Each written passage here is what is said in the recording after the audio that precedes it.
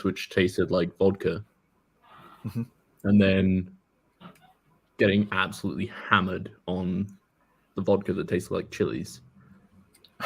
But I think my personal favorite was my brother made Skittle vodka for my mum's 40th, and Nice. he I've didn't not done separate Skittle vodka yet. Skittle, it's as just- in The sweets, yeah. It's in the sweets. Yeah, you Okay. just leave it in vodka for like a week, and it just dissipates. Yeah. Yeah. Yeah, he didn't separate the colors, so it was just like this disgusting brown sludge. But it tasted great. I've done because you can buy menthol crystals that you're supposed to put with like hot water to kind of help clear your sinuses and things when you've got a cold. And we made menthol vodka, which is a wonderfly like refreshing. It's just like, mouthwash. Not far off, yeah, but it's like mouthwash that you can safely drink. Yeah, that's just but mouthwash. Fair point. I'm not a student anymore though, so. But it is like being hit in the face with a frying pan. But it is amazing when you've got a cold to do like a hot toddy type thing, but with menthol vodka to just like blow your face to bits. That just sounds. Or you mix the chili vodka and the menthol vodka, and then you've got, you know. So capsaicin is basically like nature's version of this is fire in your mouth, and menthol is nature's version of this is ice in your mouth, and you're mixing them. Yeah, absolutely, completely. And then you got mushrooms as well. Things. So you got the earth, you got earth vodka as well if you do it mushroom. Just need wind. Yeah. Bean vodka. Yeah. Big bean vodka. There you go. We've got the elemental vodkas. Yeah, the four elemental vodkas. Oh dear. I mean that sounds like a party at Steve's house for sure. Mm-hmm. Well, you used to be a barman, don't you? Yeah.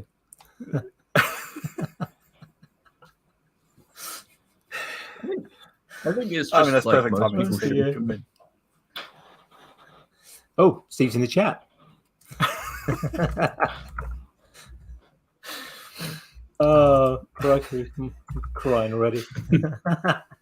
Oh, no, yeah, now he's talking about, Steve, we need some of your spice rum because that does sound quite good. Now that does sound good. That sounds to me much more attractive than vodka-based things. I mean, rum is the thing that I will drink to death. Like, entirely give fair. me a bottle of rum and I will empty the bottle. So get on it, Steve. Do it. Yeah, there we go. Christmas presents, please. Yeah, we were talking the other day about mulled cider as a kind of a similar sort of thing to spice rum, almost, isn't it? It's more like the slightly more liquidy version or slightly less alcoholic version. I mean, I like mulled wine, mulled cider. I really do. That's one of my favorite things about going skiing is to kind of like pop into the cafe at the top of the lift, like glühwein, and just have a huge vat of it. And you just have a nice big glass of kind of hot glühwein. Just like a couple of those. I've got PTSD from the skiing or from getting drunk on mulled wine? Oh no, from mulled wine because when I used to work for my granddad, we used to do the Lincoln Christmas market, and we would have giant vats of mulled wine, and it was the worst thing to open to refill because you'll just get hit with like alcohol, fruity grossness. And like people walking straight into someone vaping now. Yeah. Which, I mean, that's bad enough, but yeah, you just open this fucking Birka boiler and you just get like blasted with it, and then you just small cup, and you're like, "Well, I didn't set the price. Leave me alone." That's perfect. You glitched out for a moment then, and we just missed the entire content of that until you just went, "Small cup, leave me alone." It's like the Wayne's World thing with the, and you got to get a doctor to pull it out. Plane flying overhead. The problem with those Birka boilers, though, if you're making mulled wine, is when somebody turns it up too high, and you end up with just kind of very hot but no alcohol mulled wine. There was one girl I worked with who was about as smart as I don't know where I was going. She was dumb. She was probably one of the dumbest people I've met. And she opened the Birka boiler. This was when it was just full of water because we had tea and stuff as well.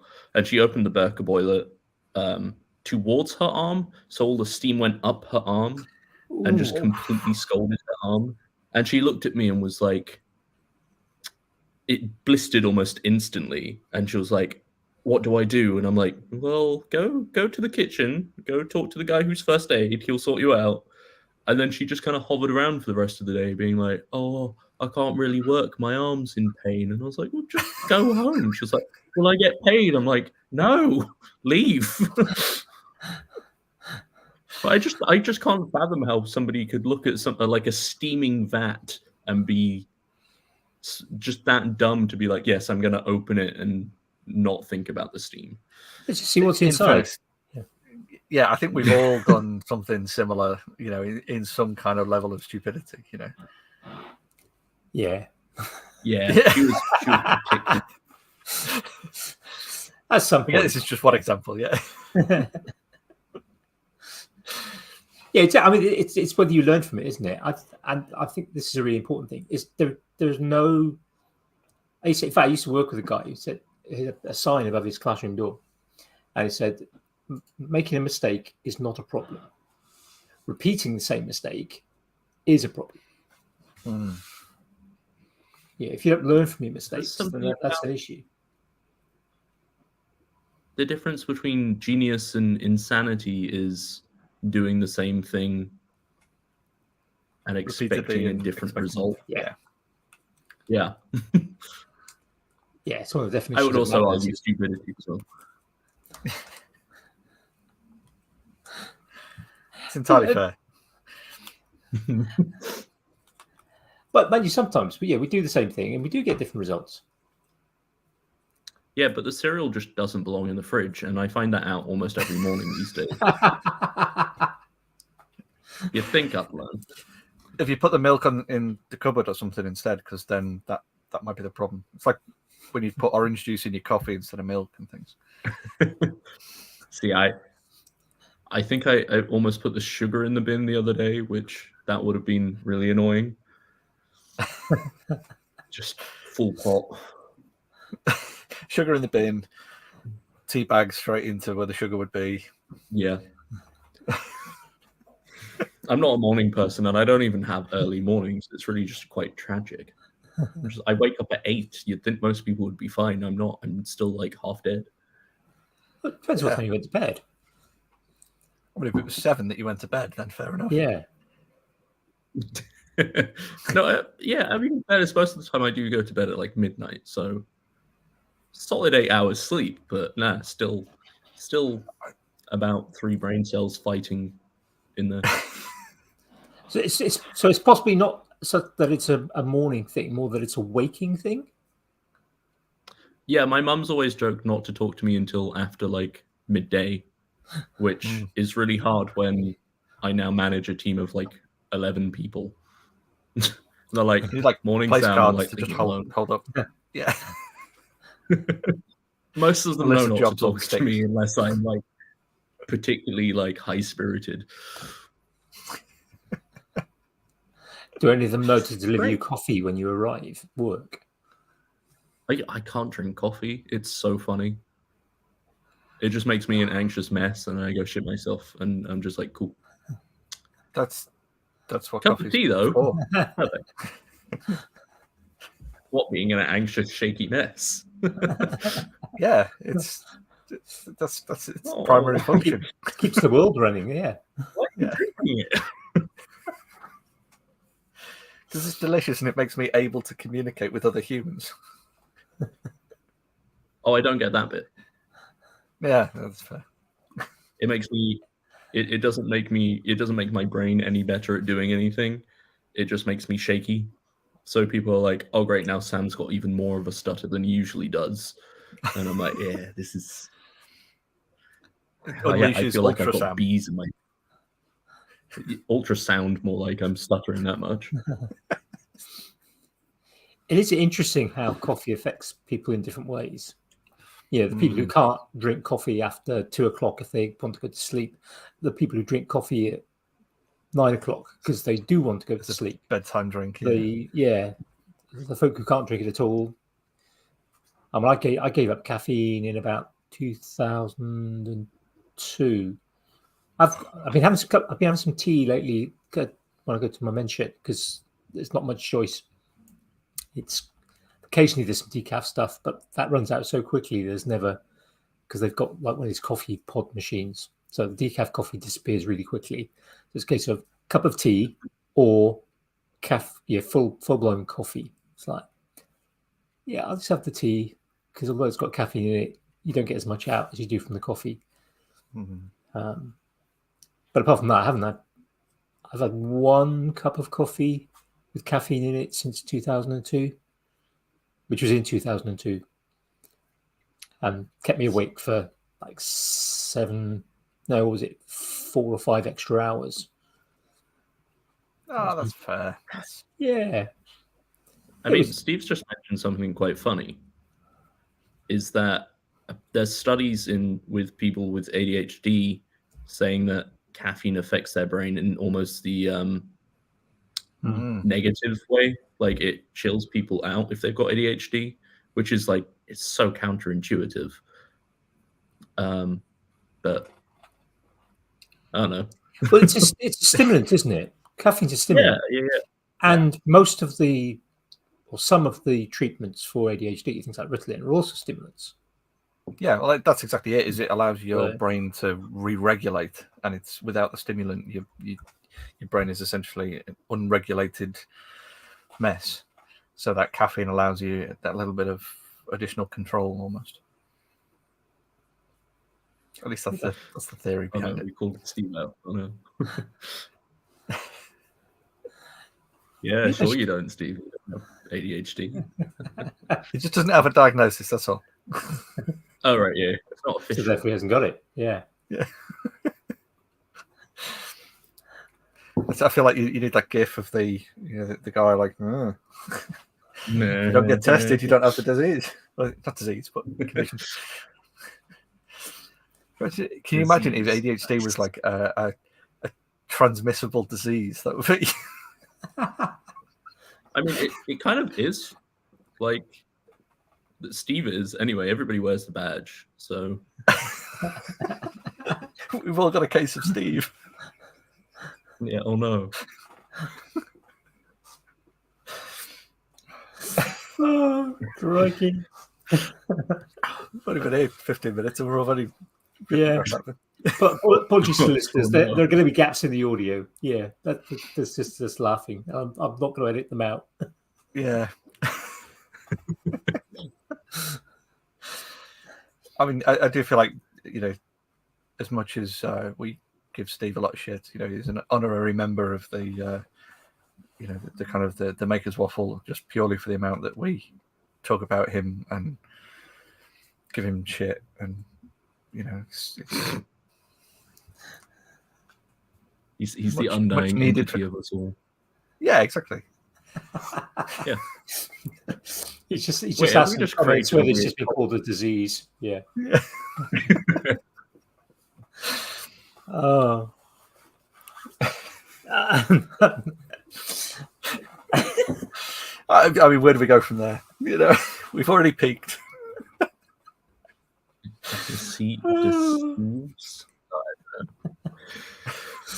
Oh dear. Oh dear. Shit, back in the place. Oh, yeah. In hopes to get onto something less ridiculing, Steve, how are the skulls going? Are you fed up of them the skull? Yeah. I mean, I've just made my own skull ring. which I've been kind of putting off doing skull rings myself because I look at them so much at work. But this one is something that like we don't really sell anything like it at work. So I was like, I'm just going to make this one myself, and I like it, so it's good. But generally, perhaps we should it's explain Christmas, to so- listeners who don't know. Well, this That is much sort about of where you. I was leading because We're heading towards an introduction. I think it might be necessary because otherwise people might think you're a serial killer making kind of things out of skulls or a grave robber. I mean, by all Which means, you might be, no, but yeah, but obviously, write your own free introduction, world. however you wish. Yeah. It's a new fan fiction coming out soon. Well, yeah. I mean, obviously, we've had a chat recently of talking skulls and seeing the skull rings and things. So it was nice to see your new one the other day. Like I said, the fact that it's a thing, because I know that was that sort of apprehension. But yeah, I mean, maybe that is a perfect point to throw you in at the deep end and perhaps let some Oh of god, our... this is when my brain goes blank. I mean, So as what are you, introductions Sam? go, Yeah. So I mean, so I'm- what do you do so people who aren't familiar with your work have some idea of what you're talking about? And can So- have enough time to go and find you and buy all of the things that you make. yeah, just please do that. So yeah, I'm a jeweler full time and part time because my full time job is I make jewelry for a company called the Great Frog, and part time I make jewelry for a company which is also me, Sam Ritte. Not a registered company, but and Both of our If listeners. you're are sole- fine. if you're sole trader, you don't need to be. oh no, it's fine. I don't make enough money because there's a recession and everybody's sad. So yeah, I just carve tiny sculptures and then make them into wearable things most of the time, or at least try to, and then just hope that people also like them. But it's mostly for my own work. It's either I'm doing collaborations with people and they're like, hey, this, I like what you do, let's do something together. For example, let's say biggest collab was with my friend Elliot Walker, who's a glassblower. He won the second series of Blown Away. Yeah. And we've been working together for like, I know, probably close to 3 years now. So we've done loads of stuff together, and then I have all my just crazy side projects, which are kind of just, again, undiagnosed ADHD mentioned, but I just have an idea, I make the idea, and then I forget about it completely and start something new. Entirely fair and on point, I think. Yeah, understandable. Yeah.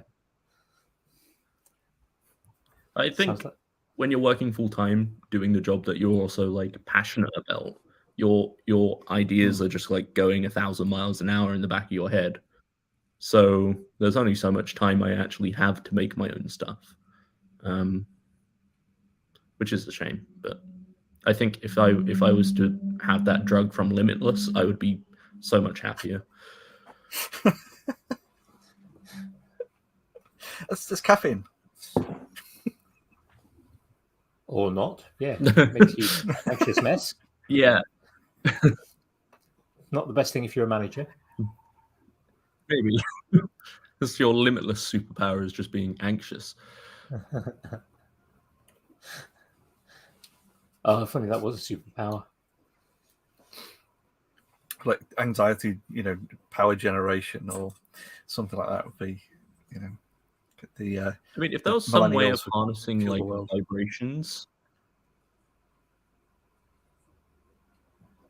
No, just because I get so shaky when I drink coffee. Okay.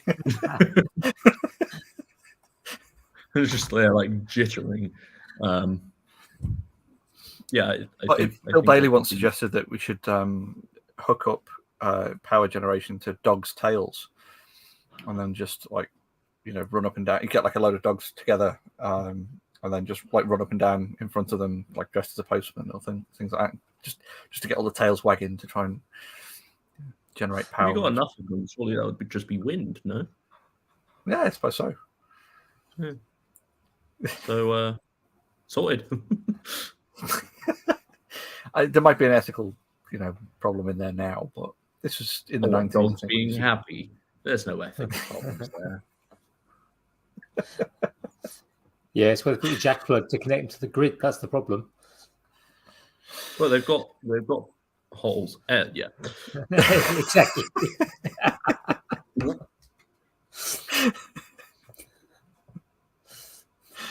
Oh, it didn't take as long. Not that I was expecting it to be fair. So what is it with slugs? Because slugs are a bit of a thing, aren't they? Slugs, I just when I first moved to London about 4 years ago, I just kind of wanted to challenge myself to like do more carving in wax, which is where most of my work starts. It starts with a lump of wax that I carve into things, and then it gets cast using the lost wax casting process. So my idea with the slugs was to start with something quite simple. And in my head, slugs were simple, and I do make quite a lot of references to slugs in my day-to-day life. I refer to myself as a slug because I generally feel like one most of the time. And I just thought slugs would just be like a really easy thing to carve. And then it just kind of spiraled into perfection of like trying to make a slug look real. And I just went a bit insane with it, to be honest, because I have made slugs which have made me go like, oh shit, that looks pretty real. But that just, yeah. Is that it when they're in the wax phase or when they're in the metal phase? So when they're in their finished like shiny black metal phase, and if I leave them around and forget about them, I will double pick them sometimes. So I'm like, nice, I have done it. It's a good. It's also just really interesting. Yeah, it's a great weird like that's the kind of like weird realism I really love to do with the slugs. I've kind of stepped away from them for a bit just because I had other ideas. There's a really amazing glassblower who makes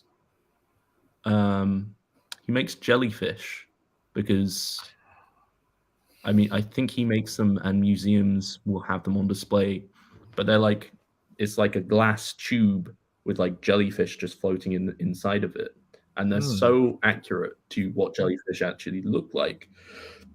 A lot of museums will like buy them to have representations of like almost like taxidermy jellyfish. And I just thought it would be really interesting to do that with slugs as well, because slugs obviously don't get preserved. Of course. Yeah, that's a good point. There's a lot of... You can't taxidermy a slug. Yeah. How would you even start? Well, quite a lot of time with taxidermy, you end up using salt to dry them out. You can't really do that with a slug. Well, I suppose you can, but it kind of dries them out a bit too quickly. Yeah. A little bit too quickly. I can't even think like how would you do it? Just notice a smiley face. I'm trying to think of it now.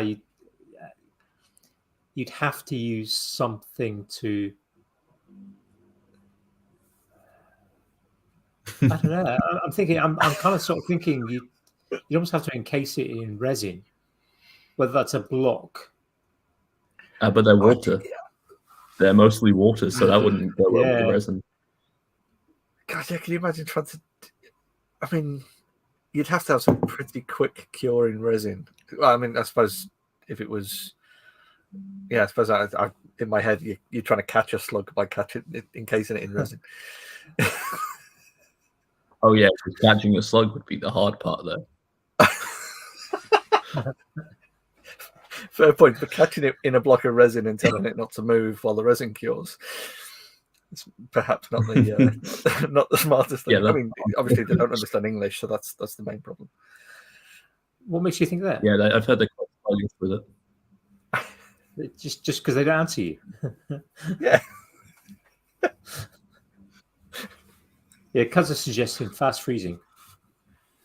I think, in fairness, I think Neil's got a more sensible point.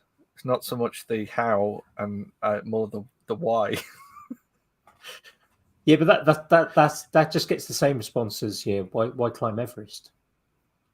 Because it's there. It's there. Yeah. So I mean, why preserve a slug? Because it's there. People have put hamburgers and pizza in resin, haven't they? So yeah, I'm now starting to think we're in a weird pseudo. What was I going? What? No, word just left my brain. That happens to me all the time. It's good. Philosophy. This is like a really awful philosophy lesson. It's like, why? Why would you do this? Because I fucking want to. There you go. Entirely fair. Yeah. Talking about putting things in resin. What's his name? Peter Brown. Pete Brown. He had a video out this week. He preserved some pizzas in resin.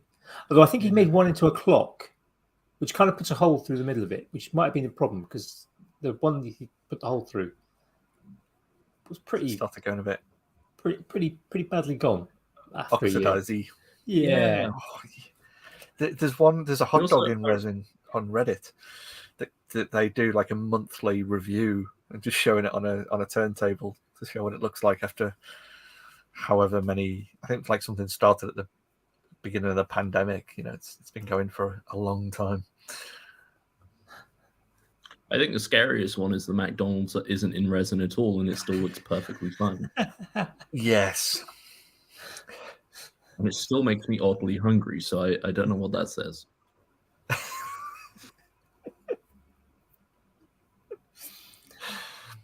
Yeah, I mean, it does. I mean, it does sort of question things, isn't it? I mean, would you? I mean, even just like some bread that you get from the supermarket, when it literally, oh look, this loaf of bread that we made has gone off and started getting moldy after 3 days. This loaf of bread, which we bought from the supermarket, is still looking good after 4.5 weeks. Yeah. It's, oh God, what's the guy's name? There's a guy on YouTube who does a lot of these kind of things. He'll do like a deep dive into something. Adam Ragusea. And he did a deep dive into bread and that kind of, what's the difference between like British and European bread versus like American bread? And then why does American bread have colossal sugar content and, lives forever and all that kind of stuff. And it's quite interesting seeing all that kind of, history of the bread industry and how we've got to this thing of it never goes off, it never goes stale, it never goes moldy. It's just kind of never-ending wonder bread. See, I had a friend at work that told me that white bread isn't bread, and I couldn't fathom why she said that. White chocolate isn't chocolate, but that white is bread true. is still bread. Yeah. It's still bread, man. Yeah.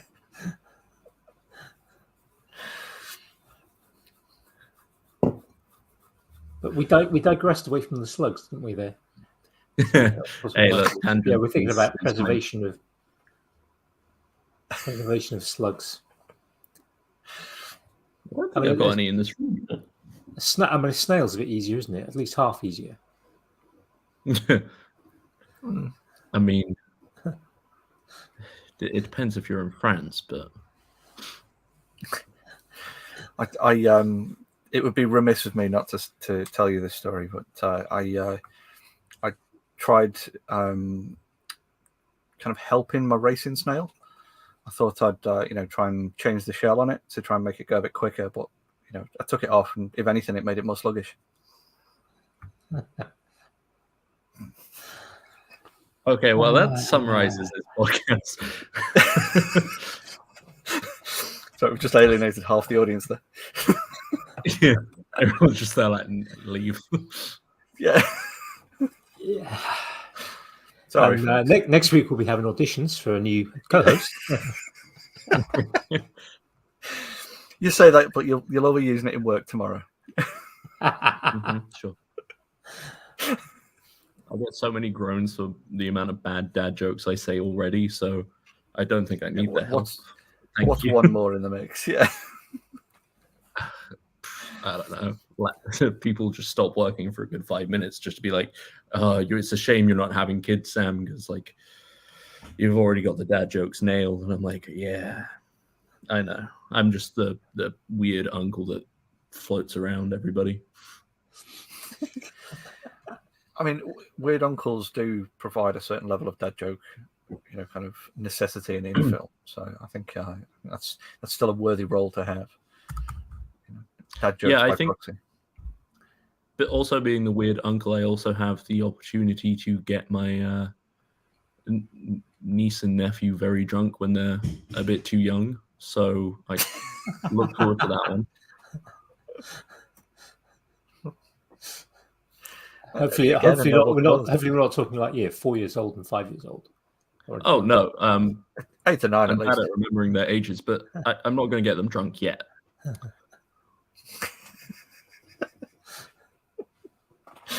Maybe when they're 16, just to be like, oh no,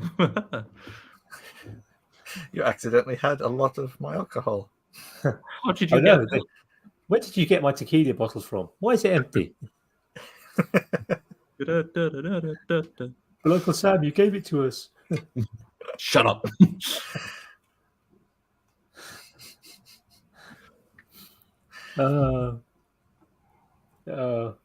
Cuz has just pointed out that it's illegal for a 6-year-old to drink wine at home. Yeah, I'm just questioning whether it has to be wine. Can they have a beer? If they fancy a beer rather than wine? I mean, I don't know if a 6-year-old really has the palate to really decide too much, but yeah. Well, I can still remember the first time I had a beer. Actually, I was probably about 9 or 10, and it was the most disgusting thing I'd ever drunk. Yeah, but see, this is why I really love pina coladas. And get caught in the rain. Yeah. I'm really not into yoga though, so. Champagne. Oh my god! What have I started?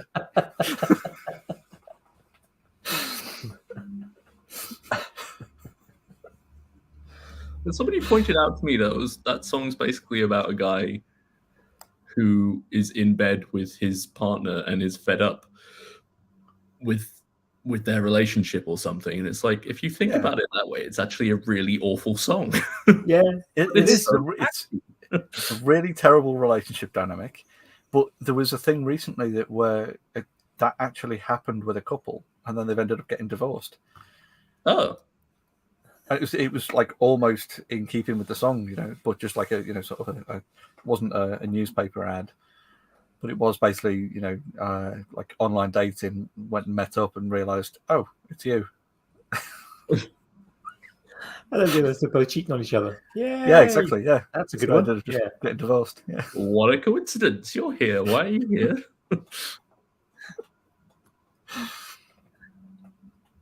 I mean, it's never going to be as tragic as like the old Jeremy Kyle episodes where they find out they're like cousins or brothers or something. It's like, but they're my love. Forbidden fruit. School I used to work at, one of the cleaners didn't come in one day, and then about a week later, I was talking to one of the other cleaners because there were a couple of different cleaners that sort of did my lab, and I was chatting to one of them. I said, yeah, she's not coming back. She was spotted on Jeremy Kyle in the audience she wasn't sick. She called in sick rather than taking a day off. Well, I mean, we do have a lot of Ouch. sick days, but if you're not going to use them for sickness, you're losing out on free holidays, right? That's a fair way to look at it.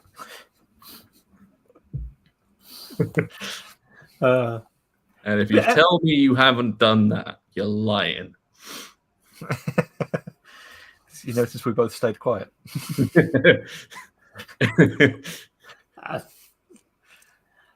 Yeah, I'm not saying anything. No. I definitely haven't. Just to clear the record. Yeah, if your employee's listening. Yeah. I don't think I ever did, to be honest. I mean, I've not. You would say that, for someone else. No, but I'm thinking back. I honestly don't think I ever did. You must have I at some can't point remember. Not that I can phoned in remember sick anyway. in the morning because you felt rough, but then felt better by 10:30, and then went, "Oh, I'll just have the rest of the day off." Yeah, I think that's possibly happened a couple of times. You naughty boy. But by the time of year, but if you set as a teacher, you've already set the work and it's already somebody's already in place to do it. It's just like no point going in then.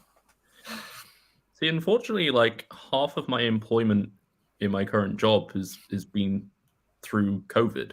So if I was sick, then it was a full-blown anxiety attack of like, oh, what if it's the big C and I'm going to spread it to everybody, so I'm going to have to take this day off. Yeah. But yeah, these days it's like it's only a cold anyway, so don't worry about it. Thanks, Boris Johnson. Yeah. We tend to keep away from politics. Yeah. Oh no. Generally, yeah. Oh no. Only to try and keep the keep the audience for starters, but keep the podcast, kind of under half a day. Yeah, because we could rant about it, but yeah, no. Hey, look, I was brought up by an anarchist and a I don't know what my mum is, a very confused lady.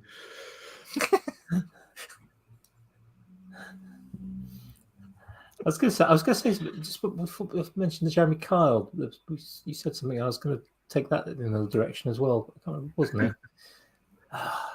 Hey, look, where I grew up, Jeremy Kyle would literally run through the streets with a giant butterfly net catching stories. That's how like insane our village was, town was. There was a family on, I think it was my dad's street, who had been on the Jeremy Kyle show at least 3 separate times. And there was always rumors around my school that they were all like, like cousins and brothers, and just that level of inbred, but nobody ever knew. It wasn't Boston, was it, in Lincolnshire? That was You're very close. 20-minute drive. Yeah, that's Good old that's gonna Sleaford. I was going to say it's not Deeping then. No, Sleaford is right in the middle of Boston, Grantham, and Lincoln, with nothing to do. So apparently, doing your cousins was the answer for some people. There's a place up in the northwest called Darwin, which is kind of sort of up Preston and Blackburn kind of way, and that's very similar. As it's if there was some kind of large explosion somewhere, you'd never be able to get DNA records because it would all match. You wouldn't be able to separate them out that way. I think there's several parts of the country. I think every same kind of sort of rumors about that sort of thing kind of fly around, particularly if it's a bit more rural. Yeah. Like Norfolk, Kent, for example. For Parts of it, maybe. Yeah. I'm not from Kent. I live here, but I'm not from here. Yeah. Wales is an easier target, mate. Yeah, but it's not interbreeding with cousins. Yeah. bit more cloud-like, those ones. Cloudy cousins. Yeah, I'm How not did saying we get anything. down this neck of the woods? I don't know. We were going somewhere. We were definitely going somewhere in a certain direction, but I took it off the wrong direction with sort of talking about Jeremy Kyle and the cleaner at my school thing. There was something just before that. That was like 7 or 8 minutes ago. So I've completely forgotten it now. Surely people in the chat can get us back onto some kind of sensible conversation. Yeah, I don't know about that one. Looking at the chat now, it's pretty much, it's pretty much the same as what we've been talking about. Alcohol for kids. Yeah, there's alcohol for kids. Yeah. Being free from profanity. Oh, that was it. Yeah, the song that was what it goes. There's a lot of songs, kind of from that era, and the 80s. Where actually, if when you kind of sort of grow up with a song, you're kind of like, yeah, just sing along. Yeah, just you get used to it. You know the song, sort of thing. Yeah, I mean, when that one, Pina Colada song comes on sort of the radio or something, yeah, I can. Yeah, as with anything, I can kind of just follow along with the words. I won't say sing because that's possibly not strangle a cat. Yeah, but actually, there's an awful lot of songs. If you actually listen and think about what the lyrics are saying, and you kind of go, "Ooh, yeah." Well, I think that's the thing because I kind of had that same approach. Like I grew up around a lot of music with like my dad and other folk in the family, but it's very much that same kind of like kind of lumped sort of, you enjoy the music and you enjoy the lyrics and everything without really thinking about what you're singing along to. Yeah, but it's only kind of in the last few years I've tried to actually pay attention to the lyrics a little bit more, and listening to something like the Guardians of the Galaxy soundtrack, which has got the Pina Colada song, and then it's got a handful of others that you listen to the lyrics, and it is that kind of really unsavory kind of set of stories. I was listening to one the other day, and I can't remember what it was talking about, but essentially it was talking about non-consensual sex. Yeah, and it's just like I really can't remember what it was now, but it was a popular song from the 80s, maybe the 90s, early 90s.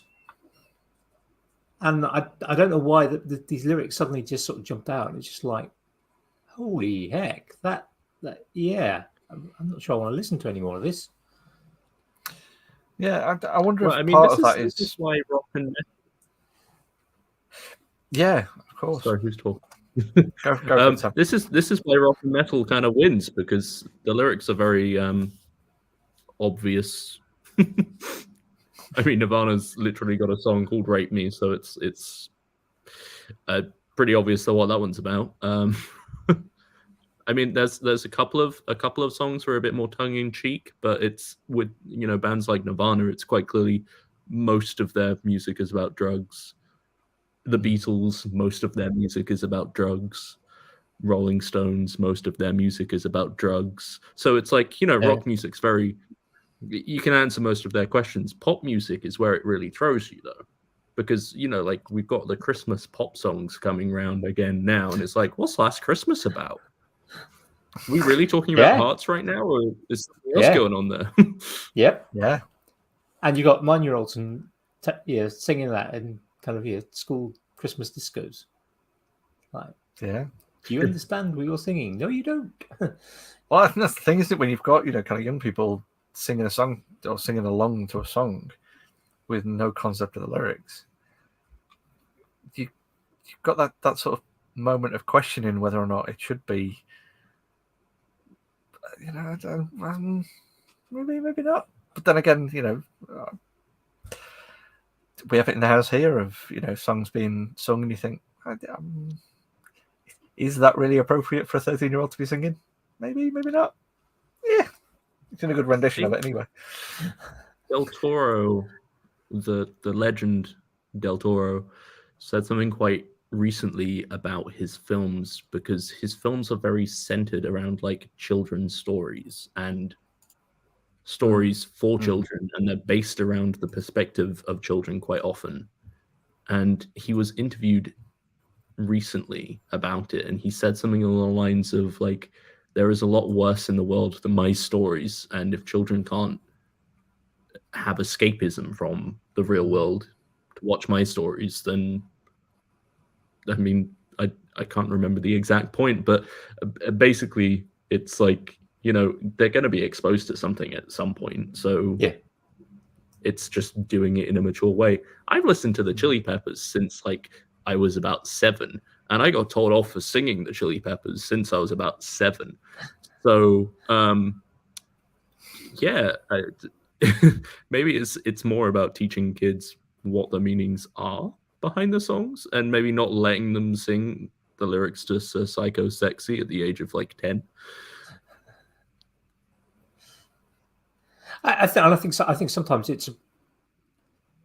I mean, yeah, Last Christmas. Yeah, I think sometimes it's a case of enjoy the song at a certain stage, but then maybe later kind of go, yeah, if you actually thought what that means when they're old enough to kind of go and sort of stand it. Yeah, rip their innocence away from them. Or is it Bells of New York, that other famous Christmas song? I mean, I think that one's quite obvious. What is The Pogues? Yeah. What is being said in those lyrics? Yeah. I quite like that one. That's because Actually, we sort of watched. song. They catch. Yeah, it's a good song. I think it's just it's problematic in some of the lyrics, but I mean, then again, it's you know,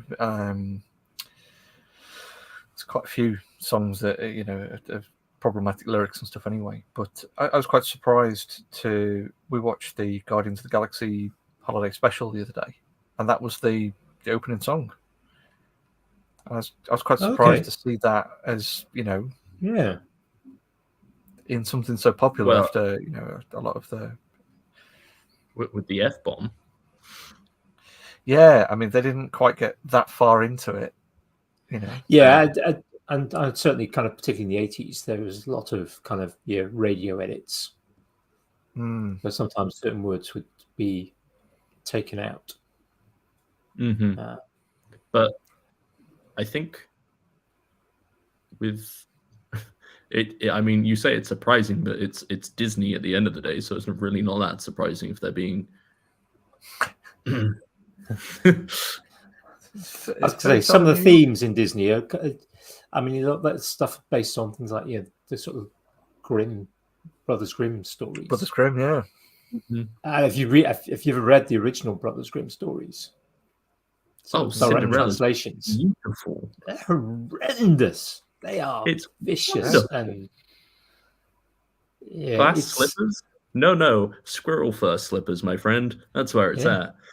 Yeah, absolutely. And the ugly Sepp sisters don't just get away scot-free. They're made to dance to their death in red-hot shoes. Wonderful story. Yeah. And they were doing things like trying to cut the toes off and things, weren't they? And the heels, toes and heels to fit in the shoe. And boils. Very, very gruesomely. And boils.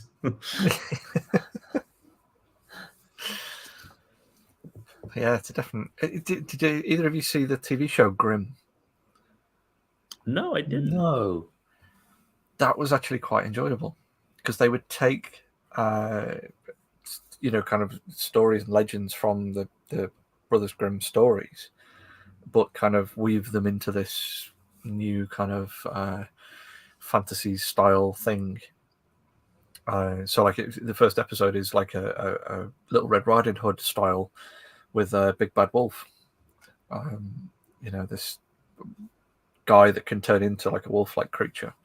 But yeah, it's really interesting, like seeing all of these like fairy tale monsters be then turned into how they would kind of be in reality. It's quite a fun series. Goes a bit west at times, but what kind of was called? We had a DVD a few years ago now that was kind of had some of the kind of sort of the stories, and I can remember what was it called? really can't remember what it was called. But in the Tale of Rapunzel, and was it Rapunzel or was it the Sleeping Beauty, where the tower got surrounded by thorns, so the handsome prince couldn't, or whoever it was, couldn't go back to the sort of the base of the tower. And it has this sort of scene where he's trying to get through the thorns, and he just gets his face ripped to shreds and gets blinded. And it's just like, yeah, this is kind of more in keeping with sort of Grimm's interpretation, but not so sure if my sort of 16-year-old, 15-year-old should be watching it. See, this is why Shrek is the best film. I'm literally just about to say, Shrek gets it. It's the best, and then the implied relationship of donkey and dragon is always my favorite thing. Absolutely, especially but when also they introduce the baby dragon donkey things. For donkeys, but specifically with Shrek, there's a bit of a headcanon thing to suggest that Fiona is a cannibal. Yes. Yeah. Okay. Plenty of knights go there, but don't return. The dragon can quite easily leave, but you don't see any food brought to Fiona. She's in there for a long time, so perhaps the dragon is there to cook. The dragon was chained, so it wouldn't. Oh yeah, fair enough. Even still, is it cannibalism if she's an ogre 50% of her time though? Ooh, that's an interesting philosophical question. Back on the philosophy, aren't we? Yeah. Just really no. Yeah.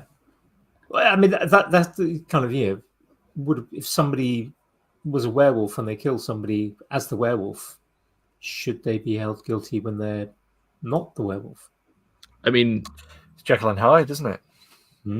It's Jekyll and Hyde. I mean, they wouldn't be guilty of cannibalism if you think. I don't think. No, but murder. Definitely murder.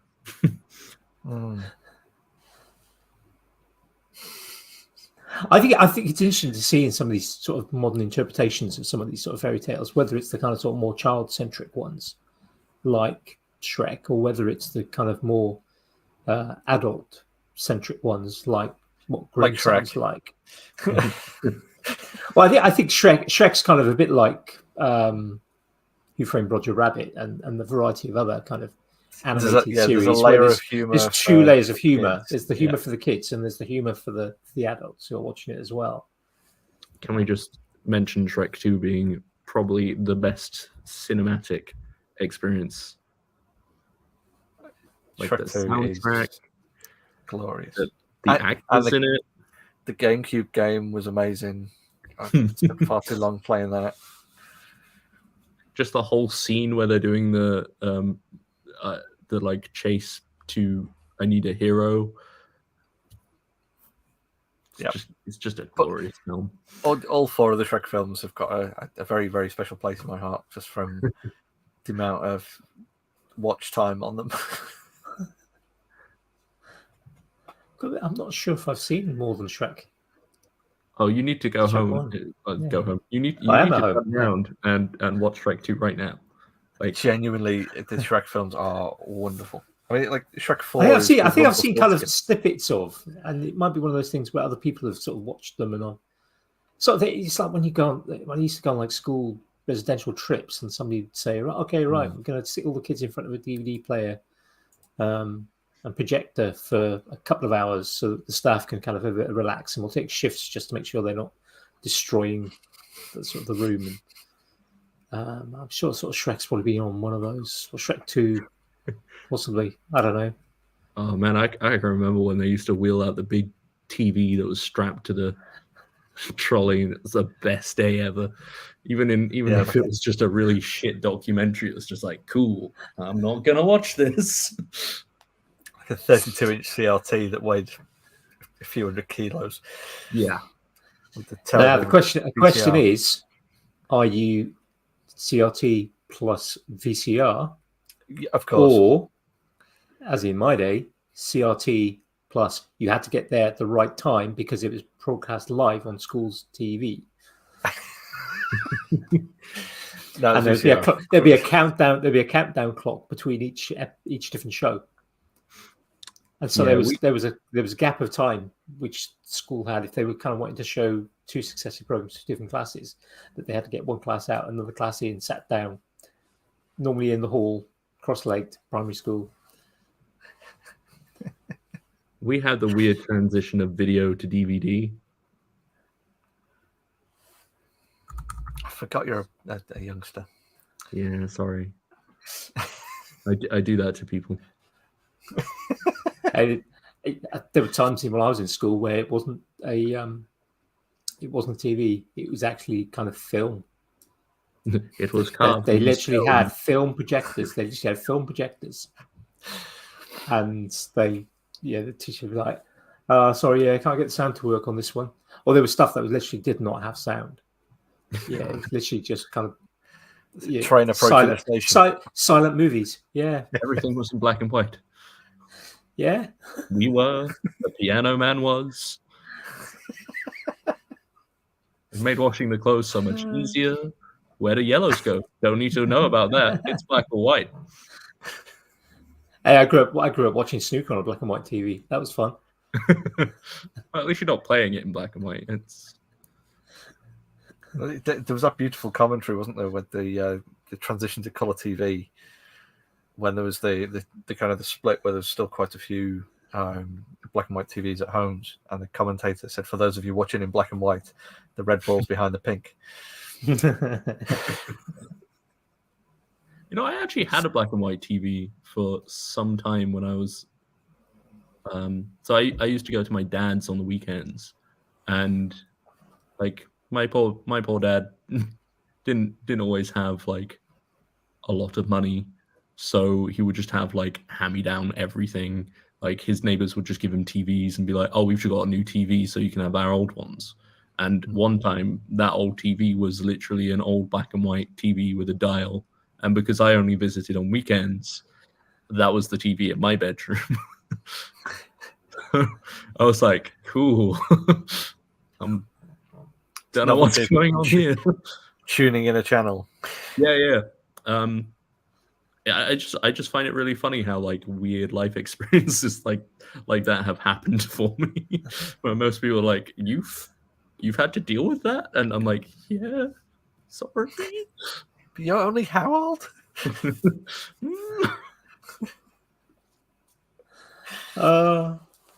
My best Christmas ever, 41 years ago. 41 years ago this year. My best Christmas ever. I got a ZX81, a black and white portable TV with built-in aerial, of course, because it's portable, and a tape recorder. That was the best Christmas ever. Damn. And now it's just right here. Yeah. Yeah. I had a couple of magazines with kind of you had to type in the programs yourself. Oh, I had a bunch of cassettes to go with it as well, so I could record Top of the Pops off the Christmas special. Top of the Pops, get everyone to shut up by having the tape recorder next to the speaker on the TV. I love specifically Top of the Pops was being recorded. Like that's a weird level of meta. It's just like, yes, I'm going to record people miming their own recordings. I mean, it's the early days of music piracy, isn't it? Yeah, I guess it was. Yeah, mixtapes. Yeah. No, I have been in that. I used to record songs that I actually liked from now. This is what I call music 363. So I could listen to them at school. But yeah, that was. Then we just got LimeWire, so we're circling back to the whole virus thing again. Yeah, I remember a mate of mine had Now 7 on cassette. Ooh. Which was ridiculous. That was it was his dad's But if we wanted some music on, they put like Another One Bites the Dust on, with the Now 7 cassette. Oh, the good old days. That's just the perfect cleaning song at work. So we clean the workshop we clean the workshop every Wednesday and every Friday. And yeah, that's one of the go-to songs to clean to because it's a dusty shithole, and I like to be quite literal.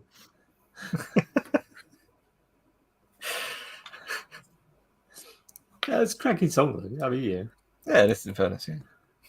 Oh, Queen are legendary. I mean, like, it's really obvious to say it, but like, people only really think of like the greatest hits compilation when they think of Queen, but like, they're ignoring all of the era where they were actually a rock band. Like with Tie Your Mother Down, which is such a good song. Yeah, we're going back. We're going circling around again onto the sort of the songs with interesting lyrics as well, aren't we? Yeah. Oh yeah. As we know, fat bottom girls make the rock and roll go round.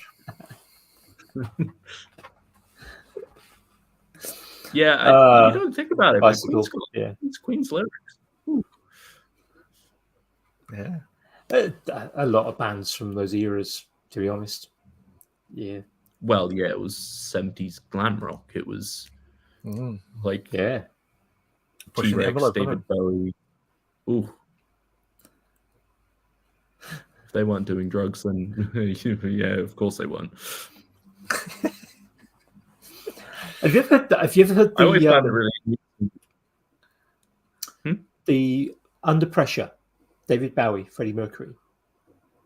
Have you ever heard the acoustic only track of that? No. They laid down the acoustic. The vocal was laid down at the end of something like a 36-hour or 48-hour coke and booze bender by Mercury and Bowie. And if you listen to the acoustic only, I mean, it's testament actually to kind of the quality of their voices. Because apparently they were completely and utterly out of it, and they'd been just on a complete bender for day and a half, 2 days. And that's when the original acoustic, the original vocal was recorded. And somewhere out there, I've heard it a couple of times, is the acoustic recording of that. It's just the two of them singing. And to be honest, it's amazing. It really is amazing. It hasn't got any of the sort of instruments, but it's just phenomenal. Yeah. But yeah, they were... I find Freddie Mercury one of those celebrities that is astounding that so many people like see him as like a British icon because of the stories that people don't know of him are so much better than anything you could imagine. So when they were filming what's the name of the film they did for Queen? Whatever Queen, the biopic film that they did for. Is it called Rhapsody? Is it Rhapsody? Yeah. They cut out a lot of really, really funny stories, but there was rumor that what's his name? The guy that plays Borat wanted to do a film about Queen. Yes, he wanted to do a film about Freddie Mercury specifically for years and years and years, but they kept refusing him because they didn't want to paint Freddie Mercury in a bad way or like ruin people's memory of him. But there's stories of Freddie Mercury used to throw these really extravagant parties, and they were literally he obviously just ticked off every sin when he was planning his parties, because they were there were crazy sex parties with drugs everywhere, and people say that Freddie Mercury was gay, but from the stories you tell, you don't really know. Yeah, he was probably very bisexual.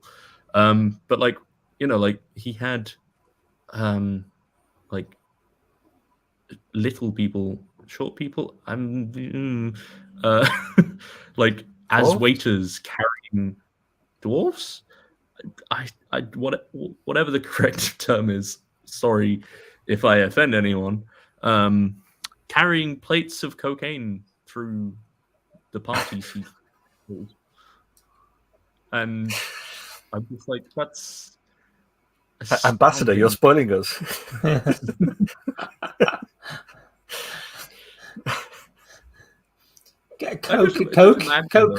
Coke plants, chocolate. It's close. There's simple misunderstanding. Yeah, surely. Yes. Chocolate comes in a white powdery form. White chocolate, yeah. Yeah. This is the sugar that goes into the chocolate. We're making it. They're just delivering it. Yeah. Heston Blumenthal. It's actually mint chocolate chip ice cream in a deconstructed powder format that you take up your nose. Molecular gastronomy. Yeah. Freeze, dry frozen ice cream, then smashed up. Yeah.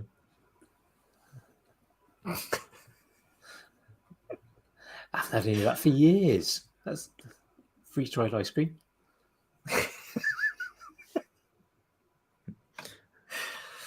If you go down to Mercury's parties, I'm not saying anything. They'll line some freeze-dried ice cream up for you. Can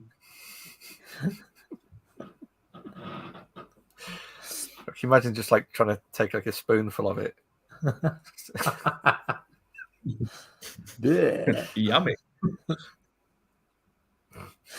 Now I'm just imagining somebody walking through the party with like a bowl of cereal like Weetabix and just thinking it is sugar and just sprinkling it on their Weetabix. Like, this is gonna. Thank you. I mean, it's someone must have done before. You know, Jimmy Carr said about putting Baileys on cereal at Christmas, and now it's a thing that people do at Christmas. You know, surely someone's done something like that and just, you know, like Owen Wilson or something must have. He's got to be daft enough, surely. Well, I've heard people mixing up salt and sugar on their cereal. Yeah, so maybe someone's got to be daft enough to chuck a load of, you know, cocaine on it. It's got to be. I think the people you've really got to ask are people like, you know, Ozzy Osbourne. I feel like he's the like perfect. No, he doesn't remember anything. His first 3 pages of his autobiography is one page says something about like, people have been nagging me to write this book for years, so fuck it, here it is. And then one page is a dedication, and then it says, now I've got to remember what the fuck to write, and then the next page is completely blank. I mean, that's Ozzy being Ozzy, isn't it? Yeah. And I can't understand him. He's just an enigma of a person. I mean, the Brummie accent's difficult at the best of times. Yeah, but then also with like his lifetime of whatever the fuck he's done. Like, I haven't read the book, but the fact that like he's still alive. That's a weird one. But he, you know, like, he can't talk, but he can still sing. He did an opening gig in Birmingham for something sporty. I think it was a football thing quite recently. And the guy's got Parkinson's, and he was being literally propped up by like a... He's not long had a really major back operation as well, hasn't he? Like a spinal reconstruction stuff. Yeah. But they had this stand for him to lean on that was like just like the exact kind of stand you would put like a model figure on, that, you know, like it's a U-shaped thing that goes under the arms. So there's this really beautiful thing where he's just like bouncing around, and you can see that he's just like on a stand, just singing his little heart out. But the thing is, he can still sing perfectly fine, and it throws me every time. Yeah, It's odd though, isn't it? I mean, I used to work with a guy, one of the best managers I've ever had, music teacher. Originally, he obviously got promoted past that. He's a head teacher now, and his instrument was his voice. And he's from Northern Ireland, real thick Northern Ireland accent. Kind of sort of Antrim, quite sort of the more pleasant, not the kind of, because there's the harsh Northern Ireland, and there's kind of the not slightly, full on non-iron. Yeah, not the kind of the more kind of Antrim side of things, where it's kind of a little bit more almost like Scottish, smoother Scottish, rather than kind of the really harsh, abrasive. I don't want to offend kind of our Irish friends. Or Northern Irish friends. Our Northern Irish friends. Yeah, because you get that kind of you get the kind of Belfast accent. It's really I find quite generally quite a harsh accent, and it just is. It's not a problem. It's just that that's the way it is. And he had more of a kind of you could tell that he was definitely from Northern Ireland. There was no mistaking. Yeah, it's one of those really recognisable accents. But when he sung, accent disappeared. Completely disappeared. You would never be able to kind of sort of say from his singing that he was more Ireland. It's a similar thing with a lot of Scousers, that got very thick Scouse accents and then sing and you don't notice it. And then of course there are. Yeah, exactly. Yeah. And there was also that. What was it? One of those kind of not X Factor, one of the ones that was before that, like Pop Idol. There was that guy whose surname I can't remember, Gareth somebody or other. South, no. He had a terrible stutter. Yeah, Gareth Gates, That's it. Had a terrible stutter when he was speaking. But again, when he sings, no stutter, no problems at all with singing. I think it's a very similar thing to if you ever hear foreign people count, they don't count in English if they're talking in English. So, for example, one of the other managers I work with, she's Swedish, and when we're counting things like orders or something, she'll count in Swedish, and it's a very weird like brain science thing where, because one half of your brain deals with numbers generally, and the other half of your brain deals with like language generally. When you're counting, they don't mix well. So it's like your brain can only focus on speaking the language that it knows for numbers at that one point. It's a really complex like brain science thing. So maybe it's something to do with that. We're discussing this like more creative thing. That's a really, really interesting branch of kind of neuroscience, because that's down to the corpus callosum, which is like the big thick kind of web of nerves that join the two hemispheres of the brain. And there's people who've had that damaged, or it's been severed in some way, and they don't have that communication between the two hemispheres. So they do like experiments where they'll put like a sheet between the two eyes, and then show them something through one eye or the other, and they'll have the side of the brain that deals with the kind of sort of the visual aspect of everything. Will pick up on the colours and the shapes and things, but won't be able to read the word. But then if they show it to the other eye, straight away they'll read the word. And it's just that complete mess of communication between the two hemispheres. It's fascinating bit of neuroscience to read up on. Yeah, I think no doubt on. It tends to be patients with schizophrenia where they sever that nerve on purpose as well. Yeah. As a really last minute kind of cure. Sort of thing, yeah. Because they don't usually want to, but it's like if it's the only thing they can do. Or is it schizophrenia? No, it's what's that thing that gives you seizures? Epilepsy. Don't know why I mixed those two up in my head. Schizophrenia tended to be lobotomies, isn't it? Yeah, that's more sectional through the brain that way rather than hemispherical. Yeah. Oh, I see it's that.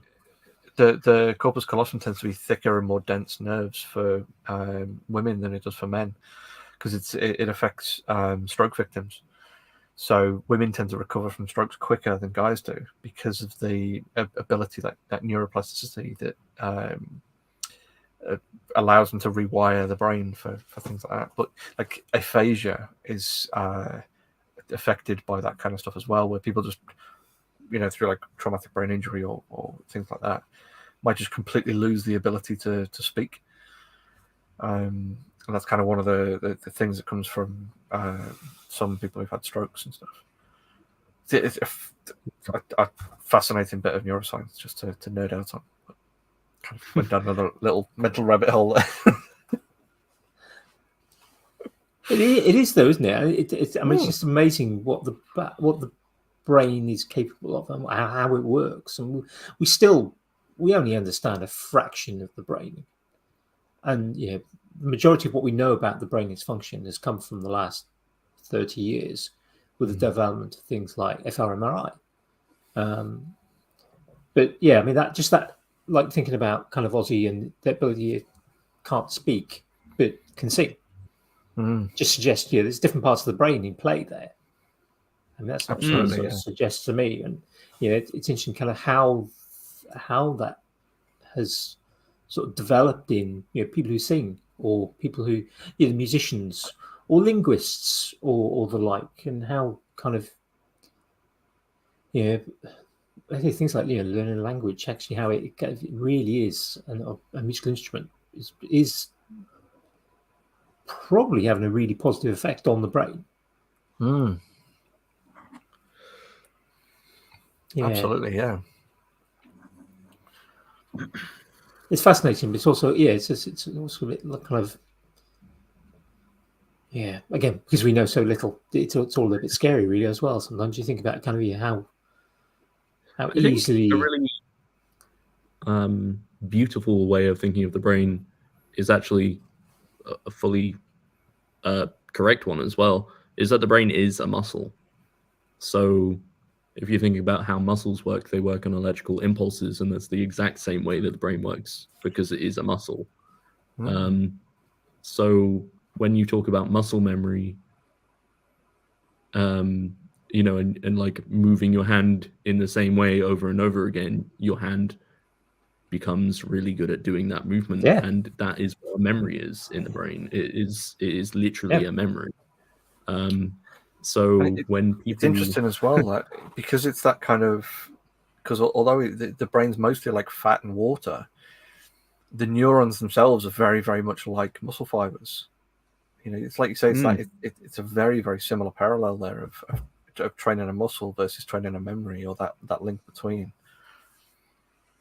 I'm sorry, I interrupted. But then also bringing up fat and the difference between body tissues is that the three main body tissues are actually pretty much the same thing anyway.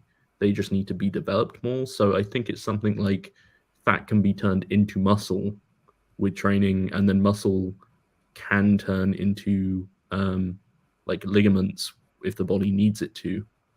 And then those can also technically turn into bone if you have really bad problems. But it's sort of like a bit of a pairing. Yeah, like a re-engineering or a remetabolizing thing, because you've got like your lipids, and as my understanding goes, that the fat cells themselves just expand, but they are essentially unchanging. So you would convert the fat stored in the fat cells into energy that you would then use to develop the muscles. So it's not so much that one turns into the other, but you can reuse the energy to do work to change the other in that sense, as my understanding goes.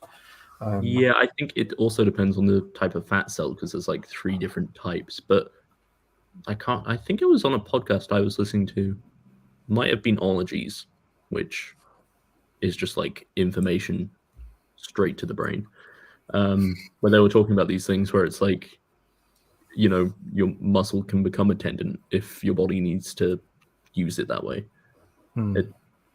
That's why you get like marbling in meat and stuff like that. I do like ologies. I have to admit, I don't listen to every single one. Sometimes I look at the topic and go, yeah. I did that for a long time, and then I just started listening to the ones which I didn't think I'd be interested in, and then it's really fucking interesting, and you're like, all right. I'm not denying they wouldn't be. I'm not denying they wouldn't be very interesting. But I've got something like 137 subscriptions on my podcast player. Yeah. And I'm massively behind on other ones. And so I'm so behind these days. I always feel like at work I can't have my headphones in, and that's when I would listen to a podcast, because every time I put my headphones in, I'll get a phone call from another part of work being like, "Hey Sam, has this been made?" And I'm like, "Oh, leave me alone." So I can't concentrate. It's entirely fair. I have to try and keep mine limited at the minute and do I'll have like a day of podcasts during the week, and I can kind of shuffle it around work time for a similar reason, just because you end up pausing every couple of minutes to answer a phone call or a Teams call or something like that. So I kind of try and cram all of them in one day. Yeah. Perils of being a support person in an office, Yeah, I think we have very similar roles there. Yeah, I definitely couldn't do it if I was listening to podcasts as much as I do if I was working full time still. I would do it and I used to on commute in and home, but you can't in a school. Certainly you couldn't during the day. Yeah, because you're either supposed to be in front of kids or you're planning to be in front of kids. Therefore, the level of concentration needed is not ideal for putting the podcast on. And again, as manager too, and it's like by the time you sit down and think, right, I will put this podcast onto this too because it was really interesting, and I'm doing something that doesn't require that level of concentration that a podcast would detract from. I know somebody's coming to have a chat about Class X or meeting Y that happened yesterday or is happening tomorrow or the like. Damn those pesky meetings. Could have been an email. Yeah, well, sometimes emails, too many emails sometimes in schools. Bring back the days of a pigeonhole. Staff meeting once a week and a pigeonhole. Yeah, scrap the emails. That would actually be pretty good. If I could actually get like letters sent at me instead. And then I could just burn them.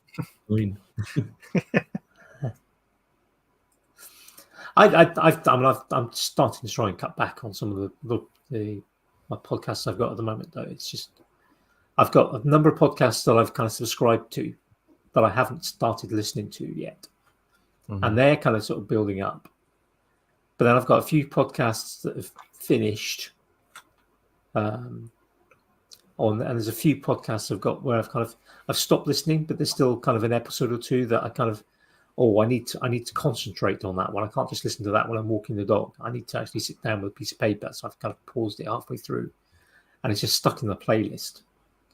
I think I've got about 28, 30 podcasts that are kind of partway through my playlist that was like still want to listen to, but with a piece of paper, a pen. That's Dave Bauer's one, isn't it? The Making Problems to Solve. That's a good one. Yeah. So I've got I added that to my list, and then I was like, shit, I'm not getting around to this because I've got the kind of the limited time frame to really cram in the podcasts, and there's like 3 that I listen to generally. As like kind of when they come out, really. Yeah. So it's that kind of like problems to solve. Yeah, exactly. I will listen to those, but then I've got a select few on Making Problems to Solve that are like they're downloaded, they're ready to play, and they are going to be enjoyed. And then Buggerlugs over here goes and adds another one onto my list.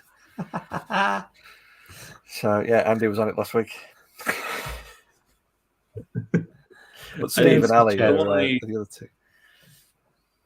I think the one I usually listen to is a lot more easy listening, but it's Dear Hank and John with John and Hank Green. Just because they're always just so wonderful to listen to anyway. But like that podcast is like so unimportant and so like, you know, there's no like brain taxing information that they're throwing at you. So it's just good to listen to, and always is a laugh. But like John Green has a direct line to the funny part of my brain. Like he always sounds like he's sad, but he's always making jokes, and you're like, I love that. I would quite like Hank as my brother. I think both of them would be great as they have become as a pair. Yeah. John would make a really good older brother, but I think Hank would make a really good younger brother.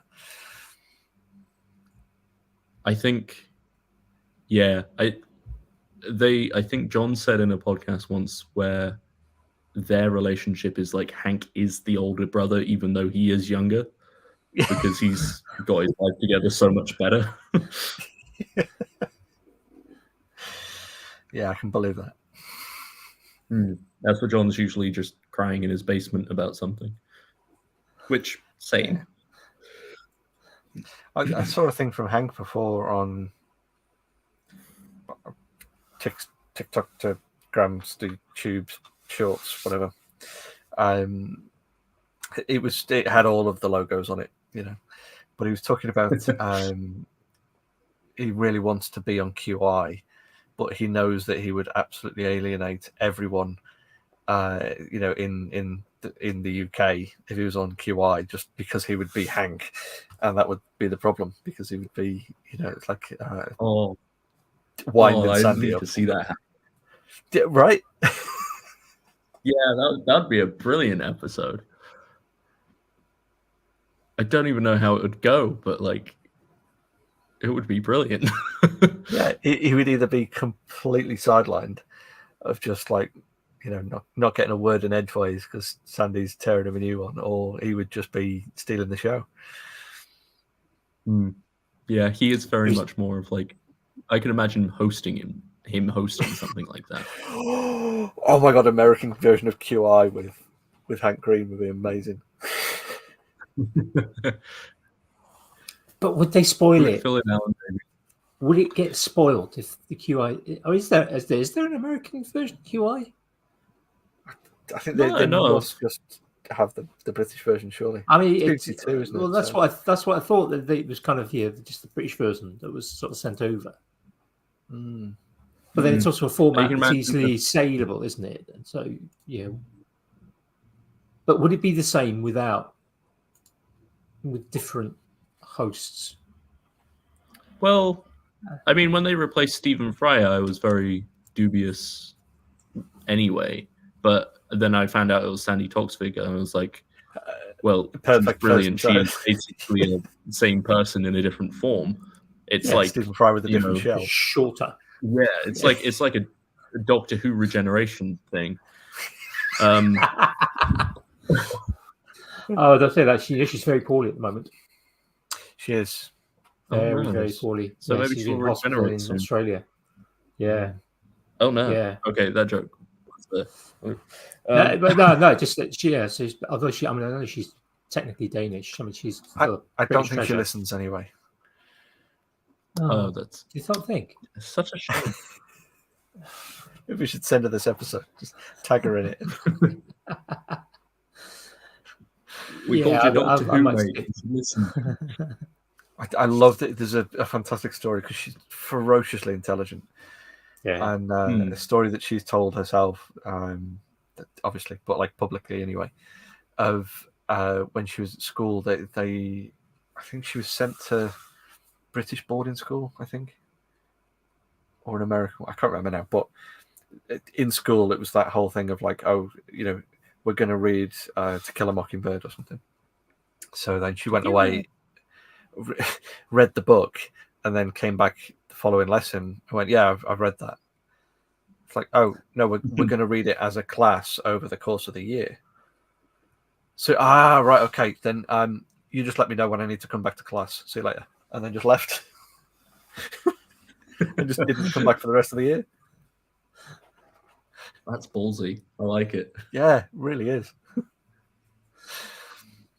Wish I could have done that with mice and men. I ended up doing double English. When I was in equivalent what's now year 10 in the UK, so sort of 14, 15, until, was it in Roman numeral? 16. Yeah. Well, in my day, it was fourth form and fifth form, with a IV and a V. Sorry, yeah. What did you just say? Was that Swedish? But we, I ended up doing. I had this little issue with my knees that sometimes they just give out, so I kind of stopped doing games and PE actually. But in order to sort of keep me, keep me engaged with something, i.e. on timetable, it was decided that the only kind of option. So the timetable was obviously kind of half the English after the school, the English lessons were against the PE lessons and games lessons. So I ended up having extra PE and games, extra English rather, instead of PE and games. So I ended up, instead of doing just, I think, Macbeth and Inspector Calls and something else, I ended up also doing kind of because the English teachers could decide. It wasn't done as now, where a school will kind of go, right, everyone's going to do Macbeth and Romeo and Juliet and a play and a book, and literally the teachers could decide amongst themselves what they wanted to do. So I had two different teachers, so it wasn't a case of having one teacher and then getting double the input. It was more a case of, right, I'm going to have Macbeth and Romeo and Juliet and A Midsummer Night's Dream and Merchant of Venice. That was just that was the four for Shakespeare, and then there was a bunch of different plays. It was like some of the plays and books were just like, oh god, it's like we just had to do like a massive amount of contemporary poetry, which it was like, what do you think the poet meant when they mentioned their curtains? And it's like, maybe they just really liked their curtains. Like, why are you reading into that? I didn't enjoy the World War I poetry stuff that we used to do. That was some of that 12-year-old. Yeah. Some of it's quite strong, sort of powerful stuff though. Oh, it is, yeah. But that whole analysis, kind of trying to think what the author was trying to say. Yeah. It's sometimes just complete and utter BS. I think I've mentioned before the story about I think it was Ian Banks. Yeah, his son was doing English literature A-level, and he had to write an essay on one of Ian Banks's books or pieces of work. I don't know what it was. So Ian said, "Okay, I can give you some pointers on what to do, what to say, what I was thinking about for this particular thing." So his son, insider knowledge, prepared the essay. Yeah, I mean, obviously, I think the son got a C for it. And you can argue, well, okay, if Ian didn't write it for him and just gave him pointers, there's still obviously the assembly of that information into something, and communicating those ideas to the teacher, that can be not up to par, therefore C grade. Maybe that's fine. But apparently, the English teacher basically turned around and went, "No, that's not what he was thinking when he wrote these things." Clearly, not knowing that this was the son of the author that they were looking at.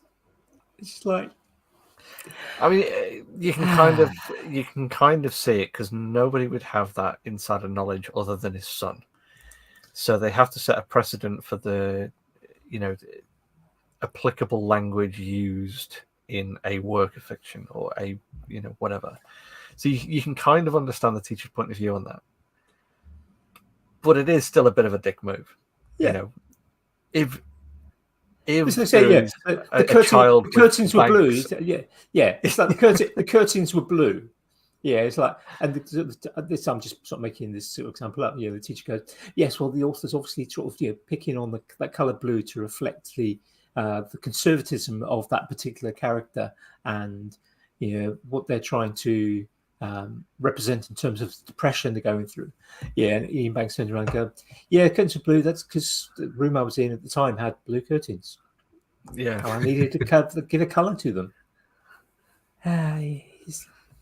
I think in like, I don't like defending people when they're wrong, but like the teacher was probably in the understanding it's meant to be a critical thinking exercise anyway. So if you're asking your dad who wrote it, like, what are you thinking? It's like you're not really thinking that critically. This is true. Yes, I completely understand Although, that. I think there should definitely be points for logical thinking. Like, I feel like logic should be a lesson, and I don't know how the hell it would teach it. Yeah, I think we should bring more Vulcan teaching.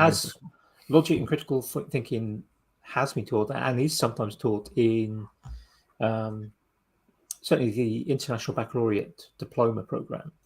I don't know about the middle years program. Has sections on theory of knowledge and also sort of critical thinking. And in fact, there is what's it called? Cambridge International do an A level in, I want to say it's called critical thinking or thinking skills. And it's actually quite interesting. I almost bought the book. One of my tutees was looking to do the thinking skills assessment for going to Oxbridge. Well, they did do it, and I was tempted to almost buy the book, because there was a new version of the book, and I might sort of find an older version of the book instead. And it's actually really quite fascinating, and I think something that should be taught to everyone. You're right. It is. The problem with sort of discussing sort of curriculum, and there's an argument about it all happening at the moment. There was a youth parliament thing that sort of stormed around Twitter last week or the week before. Young woman stood up and said, I can still remember the quadratic formula from mathematics, but I don't know how to do my taxes. Or I was never taught how to do my taxes. And it's like, well, the quadratic formula was always a given one anyway. It's always on the formula sheet, so you shouldn't have to remember it. And B, actually taxes are taught in other bits, but maybe the school didn't do it. And one of the problems with sort of curriculum design is kind of going, well, what do we include and what don't we include? And how do we get a curriculum that actually works for everyone? And the basic answer is you don't, because you can't. But that's not one that people like to hear. I always find the taxes one a really funny argument anyway, because we don't really have to deal too much with taxes. Yeah, unless you're specifically self-employed, especially not in the UK. We're Americans. Yeah, that's exactly what I was just about to say. Is that kind of, it's not massively necessary in the UK unless you're self-employed, but it absolutely should be taught in the US because everybody's sorting their own out. And I think that's where there's a lot of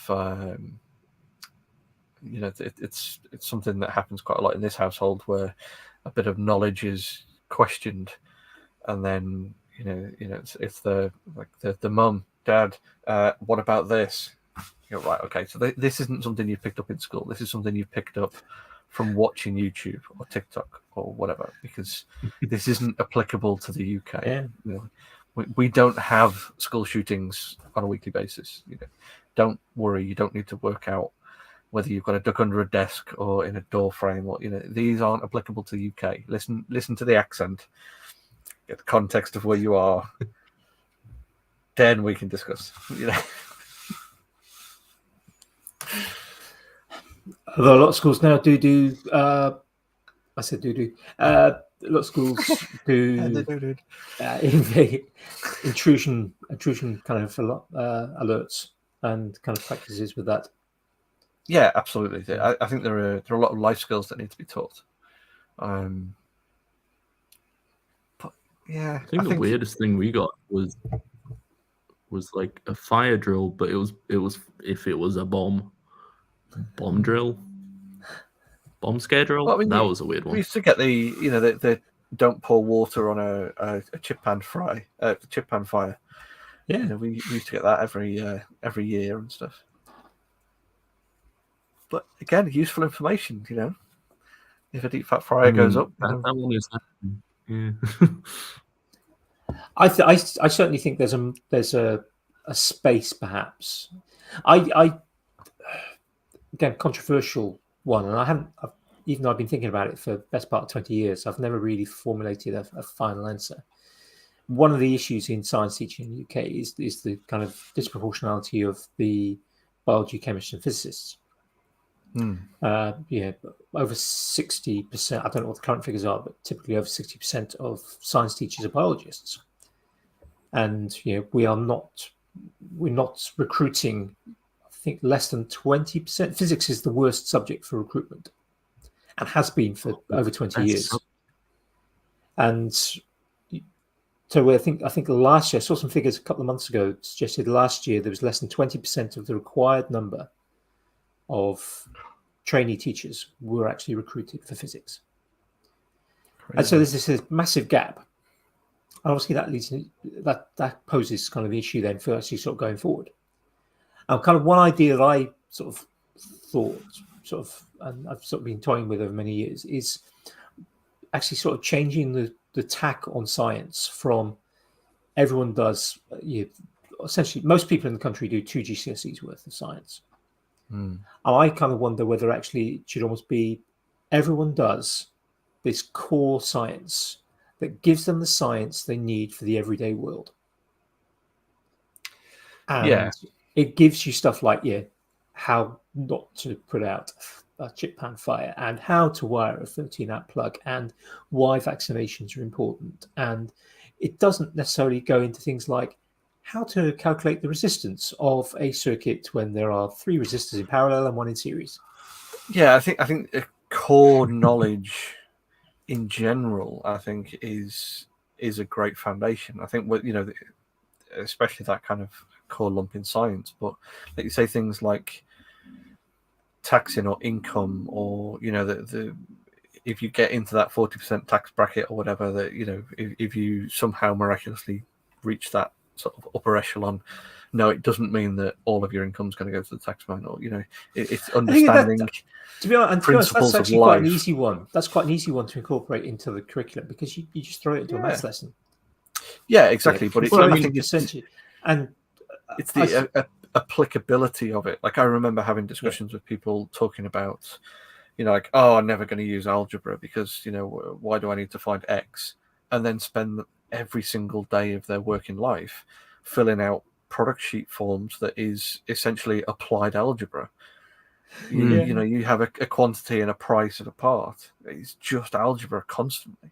They've said to me, oh, I'm never going to use algebra. What the fuck do I need that for? Yeah. It's like, you don't realize that you don't have that understanding of the application of something that you are being taught. Or like hot air rises, so don't stick your arm over a hot thing where steam goes up. Latency of water, latency of steam. Yeah, I think this just links back to logic, though, because that people say that, oh, we're not taught taxes, but it's just percentages. And again, with algebra, it's like, well, I use algebra to work out my pricing for everything, because it's just a formula that I've used for a few years, and you just swap out one number. It's like, it's just learning to apply it. I think people forget that it is actually important. Pythagoras theorem probably isn't that important. I don't remember the last time I used that one. But there's the thing, so because Pythagoras is probably quite useful if you're a builder, be able actually sort of being able to generate a 3-4-5 triangle and make sure that if you've got a 3-4-5, you've got something that's square. If you haven't got a large enough square to sort of do something, you can take a series of measurements and you can get 3-4-5, and you can do that. But that's not what, and this is the problem with the curriculum. You haven't used Pythagoras for a long time, but there'll be somebody else. We could interview somebody next week and go, I use Pythagoras 3 times a week, 5 times a week, every day. but I don't use apart from the algebra of rearranging Pythagoras. In fact, I just use 3, 4, 5 triangle. Apart from that, I don't use any trigonometry. So why do I need trigonometry? Then you go to somebody else who does pitches roofs, and they're sort of taking measurements and they're using trigonometry. Well, this is exactly what I was going to. I was just looking around the room then to see if I had my laser tape, and that has a trig function for things like if you're stood in a standing spot, you can take 2 points and figure out the height of something that you can't reach. So for doing building surveys and things like that on a laser tape, I use trig quite a lot. You know, but it's not me doing the processing. There's the other argument. There's the other argument, isn't it? Yeah. Do I need to be able to do this if all I need is I've got a button? We will, Andy. We will never in the future. We will never have a calculator in our pockets. Oh God! Exactly. Just the entire wealth of human knowledge and existence. Yeah. But the great thing is when I was going through school is we're like my generation is the generation that started to have calculators in their pockets all the time. Like when I was a nerd. You just couldn't make phone calls. No, this is very true. Yeah. And in fairness, in Sam's generation, the phone calls wouldn't have happened. We wouldn't answer them. Yeah, no, we don't answer phones. We're too nervous. But yeah, like the iPhone 3 came out when I was in like, I don't know, maybe when I was about 13, 14. And I remember my friends having it and just, like that one rich friend you have, and he just had like this brand new iPhone that had everything on it, including a calculator and a Zippo lighter for some reason. And I remember that app. So when you're at the concerts and you don't want to burn your thumb. So I still don't understand why they had to have that app.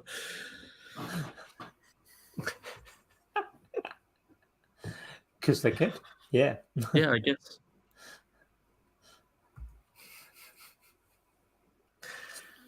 I got a slide rule at one point. There's a wonderful, wonderful TED talk talking like physics and stuff with Clifford Stoll.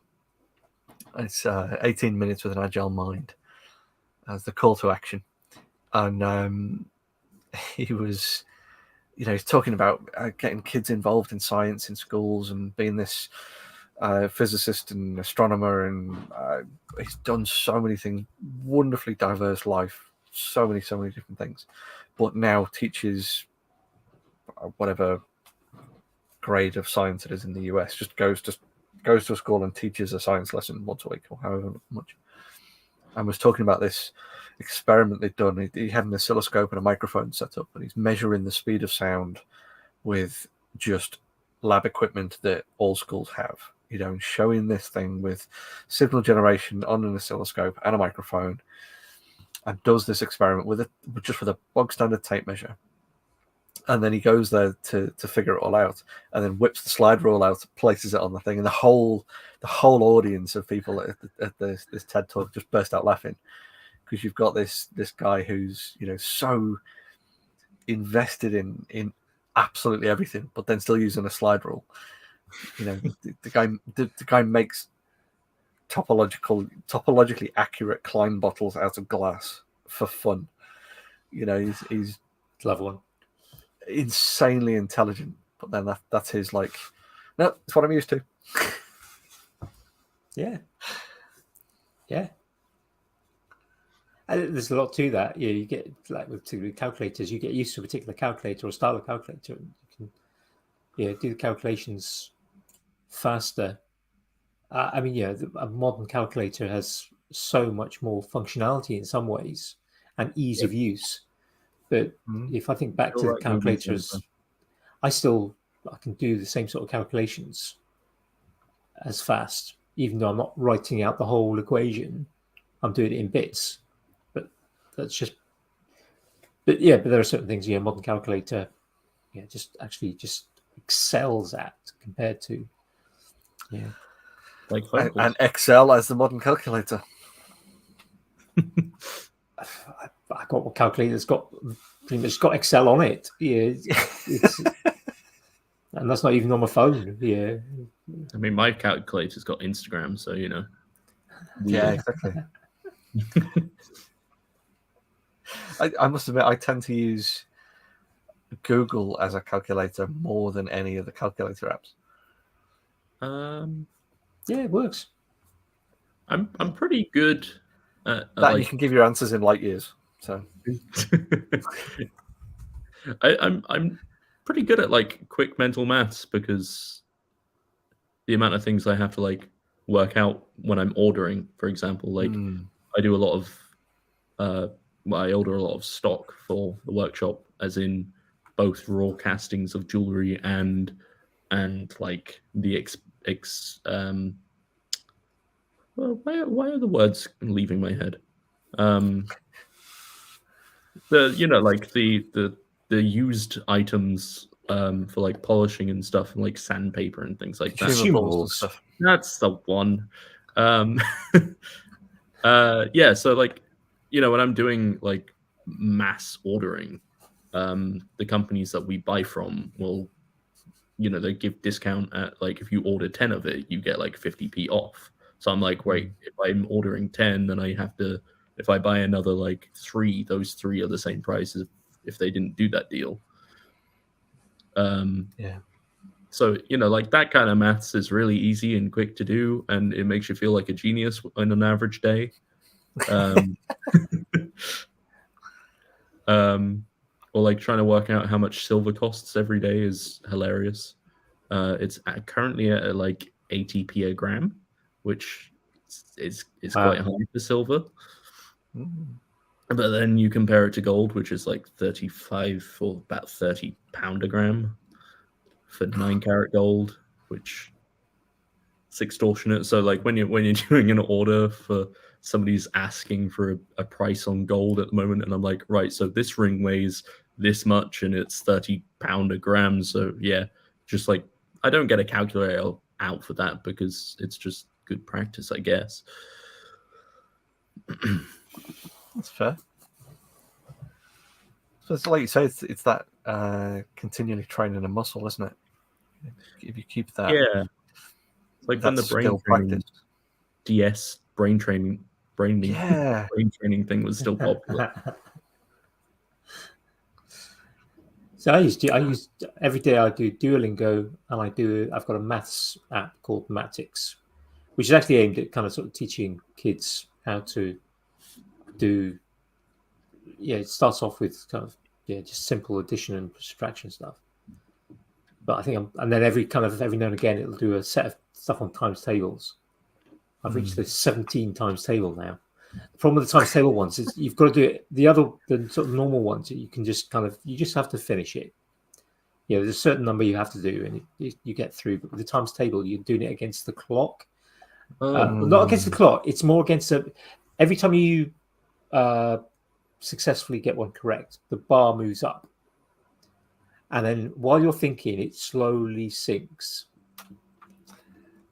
And if you get one wrong, it kind of sort of, I'm not sure if it pauses when you get wrong or jumps down a bit if you get one wrong. No, I think it just sort of carries on. So if you get them kind of, you got 17 times 9, you sort of try to, that's 117 minus 17, so that's 153. You're trying to do that. It's kind of, it's slowly sinking down. It's like, we sat actually yesterday, and I haven't done it yet today. I don't think I probably will get through to it today, but I'll just have a miss in the gap. It was just like I gave up after I was doing it for about 10 minutes, and it was just like, I've had enough of the 17 times table. It wasn't just 153. Yeah, I did that. If it wasn't just the 17 times table, if it was just 17 times table, it wouldn't be too bad. But every now and again, they throw in things like 7.43 times 2.68. No, just throwing these kind of random. Actually, mostly double. Yeah, but it's like you kind of sort of doing the calculation. 2.5 times 7.3. Not difficult, really, but it's not quick. So all the time you're sort of thinking about it, it's just like going down, and you're kind of sort of getting stressed because it's going down. You know, you're like, I have the same thing when I'm working out how many hours sleep I'll get, but yeah. If I go to sleep now, I'll get 8 hours. But if I go to sleep when I check my watch again in half an hour's time, I'll only have 7.5 hours sleep. And if I put my alarm clock on snooze, then I just won't go to work, and it's fine. Well, it's talking like with the quick math problems. My old maths teacher at school, he handed us all a sheet with 60 questions on, and it was all like half times a quarter, 2 plus 3, all very, very quick, easy, simple stuff. So it was 60 questions, and he gave us all 5 minutes to kind of work through as many as we could. And then the following week handed us the same one. And then it was that kind of repetition of it, of like, look, these are the quick things that you shouldn't have to think about. You just look at them, you know the answer. Just it's that kind of brain training thing. Useful ones to know. Yeah, absolutely. So it was the 60 questions, and obviously tracking to the second week and realizing that we'd all made a big jump forward because we'd all memorized some from the orders from last week. And when it got to like week 3 and we all made a big jump again, it's like, right, okay, so now I'm going to mix them up for the following week, that kind of thing. So we, being young kids, we were all like, sir, why are you doing this? Why are we doing this? He says, well, because what we're going to do is we're going to keep mixing it up. We're going to keep doing the same ones over and over again. And then we're going to gradually reduce the time. Once you are all consistently hitting all 60 questions within the 5 minutes, we'll drop it down to 3 minutes. And then we'll drop it down, and we'll drop it down. So, of course, we were just like, well, how fast can you do it in? It's just 60 questions. I can do it in a minute. Oh, yeah, sure, yeah. And that was it. It was just like, well, no, this is the goal that we're going to get you to, is that it's not thinking about the answers. You look at the question, and then you write the answer. So it'll be second per question. And no, it's not possible. And then he went and bloody did it.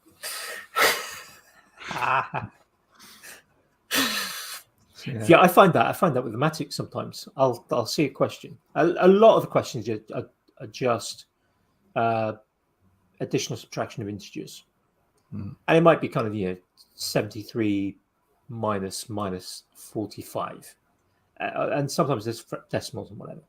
But quite often I will see, particularly with the integer ones, I will see it in my head. The answer appears, but then I have to think about it and then kind of sort of work it out and then get to the same answer that I've just thought of.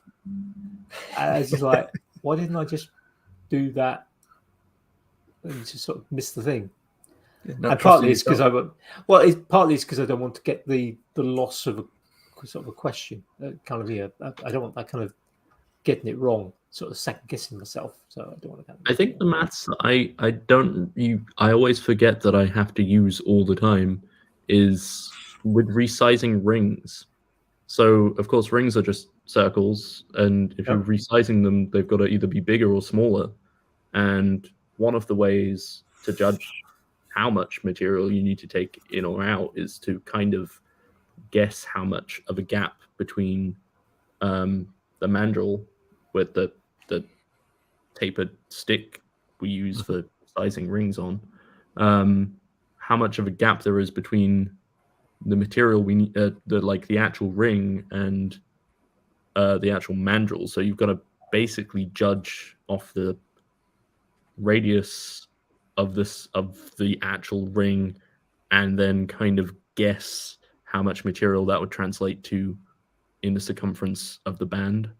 And it's surprising how accurate I can do it just at a glance these days. But I still see people in the workshop like actually measuring and like being really precise about it. I'm like, nah, just guess, you'll be fine. But that's one of those things from experience, though, isn't it? I think. When I worked in magnetic media, one of the things I was often sort of doing is kind of we'd have to measure the thickness of the coating on the substrate, and I could sort of I couldn't tell the difference between kind of a 5 and a 6 micron coating, but I could tell the difference just with my fingers between a 5 micron coating and a 15 or even a sort of 10 micron coating, just by touch. Just because your fingertips are very, very, very sensitive to. Yeah, but it was something I was doing multiple times a day. Yeah, that's the kind of I mean, there were some days we didn't do it at all, but some days be doing it. Be looking at these things, hundreds of samples over the course of a few weeks. Mm. The Sam, I interrupted you. no, it was. I think my point was made. It's just very interesting how quick your brain can like become used to that kind of situation. I mean, like I probably have to recite about 10 rings a day on average, so that's a lot of rings. I suppose it's similar to like tradespeople who'll look at a bolt or a screw or something like that and know the size of it, know specifically what it is just by looking. I remember like my brother doing that at one point, saying, "Oh, can you grab me a 13 mil spanner?" I'm like, how do you know it's a 13 mil? You haven't checked it, because every time I've gone to grab a spanner, I've always grabbed the wrong one, and you try it on the thing, and I'm very good at getting the good Allen key. Like I can always guess an Allen key. Yeah, exactly. But yeah, just seeing someone look at a bolt and say, "Oh yeah, get us a 10 mil," and of course now as an experienced person, you know that those sizes are going to be 10 or 13 or 17 or whatever. Yeah, so it kind of takes the magic out of it. But as a 11, 12, 13-year-old being told to go and find a 13 mil spanner, how do you know? You haven't tested it. It's a car. Yeah. It's always going to be one of them. Yeah. What is this witchcraft? It's same with Allen keys and bikes, isn't it? There's like 2, maybe 3 sizes of an Allen key on a bike. It's the big stupid barrel polisher that we have at work. It's got an Allen key, an Allen screw that tightens the barrel down, one that pushes pressure up so it doesn't loosen vibration, and then those have grub screws in so those don't loosen with vibration, and each one of those is a different size Allen key, and it's one of them is 5 mil, one of them is 4 mil, and then the other is 2 mil. So I remembered now because I have to take it apart every other week. Yeah, I've got with the 3D print stuff that I tend to do. I've got 4 Allen keys that I use all the time, and that is from 1.5 mil up to 3 mil, and it is that same sort of thing of like, it's a stupid little socket head cap screw, but it's M3, so I know I'll grab that, 2.5 mil. It's like. Yeah, he reached a level of sad or a level of experience and knowledge, depending on which side of the viewpoint you're on. Definitely not sad. I mean, like, remembering what you do to make yourself more efficient at doing it, I'd say that's more of a accomplishment than anything. Yeah, which just shows that you're on the same side of the fence as us. It's... Yeah. And everybody on the other side can stay there. Go and kick that pig's bladder around a big green field. Yeah. Oh, you're a fan of football too, are you? It's like the best part of the week, avoiding the pubs that play the football in London, which is every other pub. I only found out last week there's some sort of sports ball event on. Sports ball. Yeah. I'm not interested either. Yeah. Now with more sports. Talk about Allen keys. One of the things I've been sort of, as I've mentioned previously, I've been kind of trying to do some of the sorting at the workshop at the men's shed. And one of the things I'm kind of trying to push towards is having, because at the moment it doesn't exist. We've got several big workshop tools. There's big bandsaw, a big plane thicknesser, Big hammer. table saw, several big hammers. But hammers, I'm thinking more power tools. The Big powerful. obviously we have kind of toolkits. I haven't got around to organising the toolkits yet. Yeah, there's one of those big giant blue cantilever toolboxes full of sockets and spanners that no one can pick up because it's so heavy. Yeah, well, I definitely can't pick it up. I haven't even gone to it yet. But we've got because we get donated sort of tools and things like that, and it's like those little household sets that you kind of open up. There's a pair of pliers, a pair of wire cutters, a bunch of chrome vanadium Allen keys, a couple of chrome vanadium spanners, and a couple of screwdrivers, maybe a bit driver, and we've got about 3 or 4 of those. And they're quite useful kits to have at home. Keep in a drawer somewhere if you don't want to keep your sort of toolkit in. If you've got a shed and you don't want to keep tools in the house, they're quite a good little thing to have for those little odd repairs. But one of the things I'm trying to push for at the moment is to have, and some of it, there's going to be some, I'm going to have to do some making of some holders, of having kind of holders on each machine.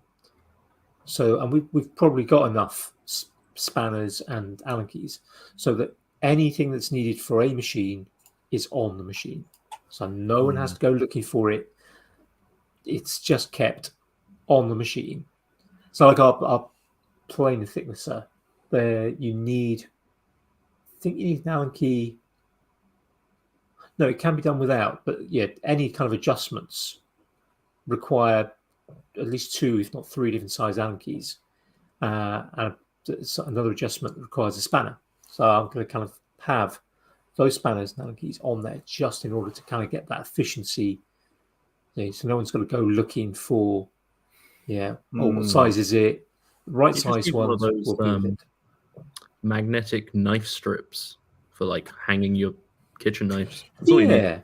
I was thinking like a little leather tool roll that's got all the stuff and then you magnetise to the. Yeah. Well, there's that issue of kind of you want. I was thinking about maybe almost like having a block of wood with kind of suitable holes or slots to hold it, so that it can't just get knocked off. My only concern with kind of magnets is that potentially depends on where on it I can find to store it. But a magnet might be an idea actually. That could be a sort of thought. The only problem I find with magnets is that when I do work with steel, and if you've had something on a magnet, it's a bit. Like wire wool is almost like the herpes of most workshops. And workshop glitter, isn't it? Yeah. Anything is magnetized. Wire wool's just like, hey, nice beard. Check you out. So that's the only downside. Yeah, I have magnets in my workshop. And there's a couple of things that are kept on magnets just because they don't have anywhere else to. Like I've got an old kitchen knife handle broke off just due to kind of corrosion. So I've got this. It's got a nice. It's a good size, probably an 8 or 9 inch sort of chef style knife. It's not brilliant knife. It wasn't my favorite knife, but it's one of those kind of things that would be quite nice to maybe take a grinder to turn it into a knife. Bit shorter. It's got edges mostly there. Just need to take off a bit of material. So you just mostly there at night time, Yeah, so that's stuck on a magnet. Dog walk. Yeah. As you do. But I don't keep any tools specifically on magnets. I have some tools that are magnetic and that can be useful. But I sometimes worry about kind of sometimes I don't want my tools to be magnetic. And of course, stored on a magnet, eventually they do become magnetic. The other option is just to weld them into one really useless multi-tool. So you have like an Allen key coming out from the end of your spanner. Kind of like the Victorinox, the big ridiculous one that's got like 56 tools in it or something. Yeah, definitely that. The Super Champion, something like that, isn't it? Yeah. It's about kind of the size of a. Yeah, it's like a loaf of bread, but tools. Yeah. I think actually you might need to add a bit of chain in the middle because sometimes you need the spanner and the Allen key at the same time. Yeah. And then you've got So a bit of chain. workshop. In fact, a bit of chain there. Of course, you need a hook. Little hook on there, and you can. Or put a clasp on it, and you've got some jewelry. There you go. And yeah, like that Leatherman did that, didn't they? With the kind of yeah, what was called the kind of bracelet. And then Laura Kampf made her own version of it as well. Yeah, which modded. And of course, almost immediately after Leatherman released theirs, you can get the 15 quid version from AliExpress that's made out of Swiss cheese. Tinfoil. Yeah. I think the problem with it, though, is that the people that I actually see wearing that bracelet are the kind of bikers that I wouldn't want to look like. You know, the ones that are just like, well, that's an interesting cross-shaped thing you have on you. You get the pseudo bikers that have all of the look, and they've got they've got the leather jacket, they've got the boots, they've got the helmet on their arm, and then you see them getting on the bus. Yeah, that's pretty much me though, so I can't really say anything. I've got the leather jacket and the boots, and then then I have to get an Uber most places. There was a group of old friends back when they were friends, who they had the the leather jackets and the denim cut-offs and the badges, the whole lot. They were very much the same ilk. I think 2 of them had 125s, and that was about it. It was basically it was a drinking club that looked like it was masquerading as a biking club. I think the actual term for that is that's where Grebos came from.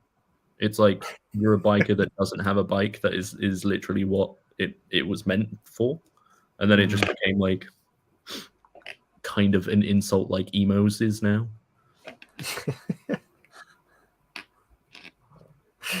Pretty much, yeah. But I very openly will put my hand up and be like, yes, I am definitely a Grebo. Like I can afford a bike, but I've got no use for it. I live 10 minutes away from my workshop. I don't have to do anything. And if I was to get a motorbike, I would turn into the works delivery boy, so I'm not going to do that. It's a tactical decision then. Yeah, very much so. And I also know it would be a massive money pit because I would definitely want something like a vintage like Triumph or BSA or something. Those things are just like, oh, before you get on me and ride me, I have 10 problems you need to fix. That, and let's face it, most of the chrome would turn into sterling silver. Actually, recast it all. When it comes to my aesthetics like that, I'm 100% fine with like something that looks like it's just been dragged out of a swamp. Are we back to insulting Steve again? Well, I think that's more of a compliment on some days. But funnily enough, a lot of my like earlier jewelry is using rusty steel anyway. So like it's something I moved away from because it's more time consuming, and people don't tend to buy it. So just to confirm, was Rusty Steel your weekend name? No, that's only on Fridays. Right. Okay. Yeah. So if you see any like lit up girls signs, neon signs, yeah. Rusty Steel performing here tonight. Yeah. Yeah. The Rusty Pole. Come get your shots. Vaccinations and drinks. Yeah. Tetanus and tequila. Oh no, that's gonna be that was the 3rd album, wasn't it? Yeah. I was gonna say that's an album name if I've ever heard one. Like Stereophonics. Stereophonics, but no, I was thinking like C6 Steve.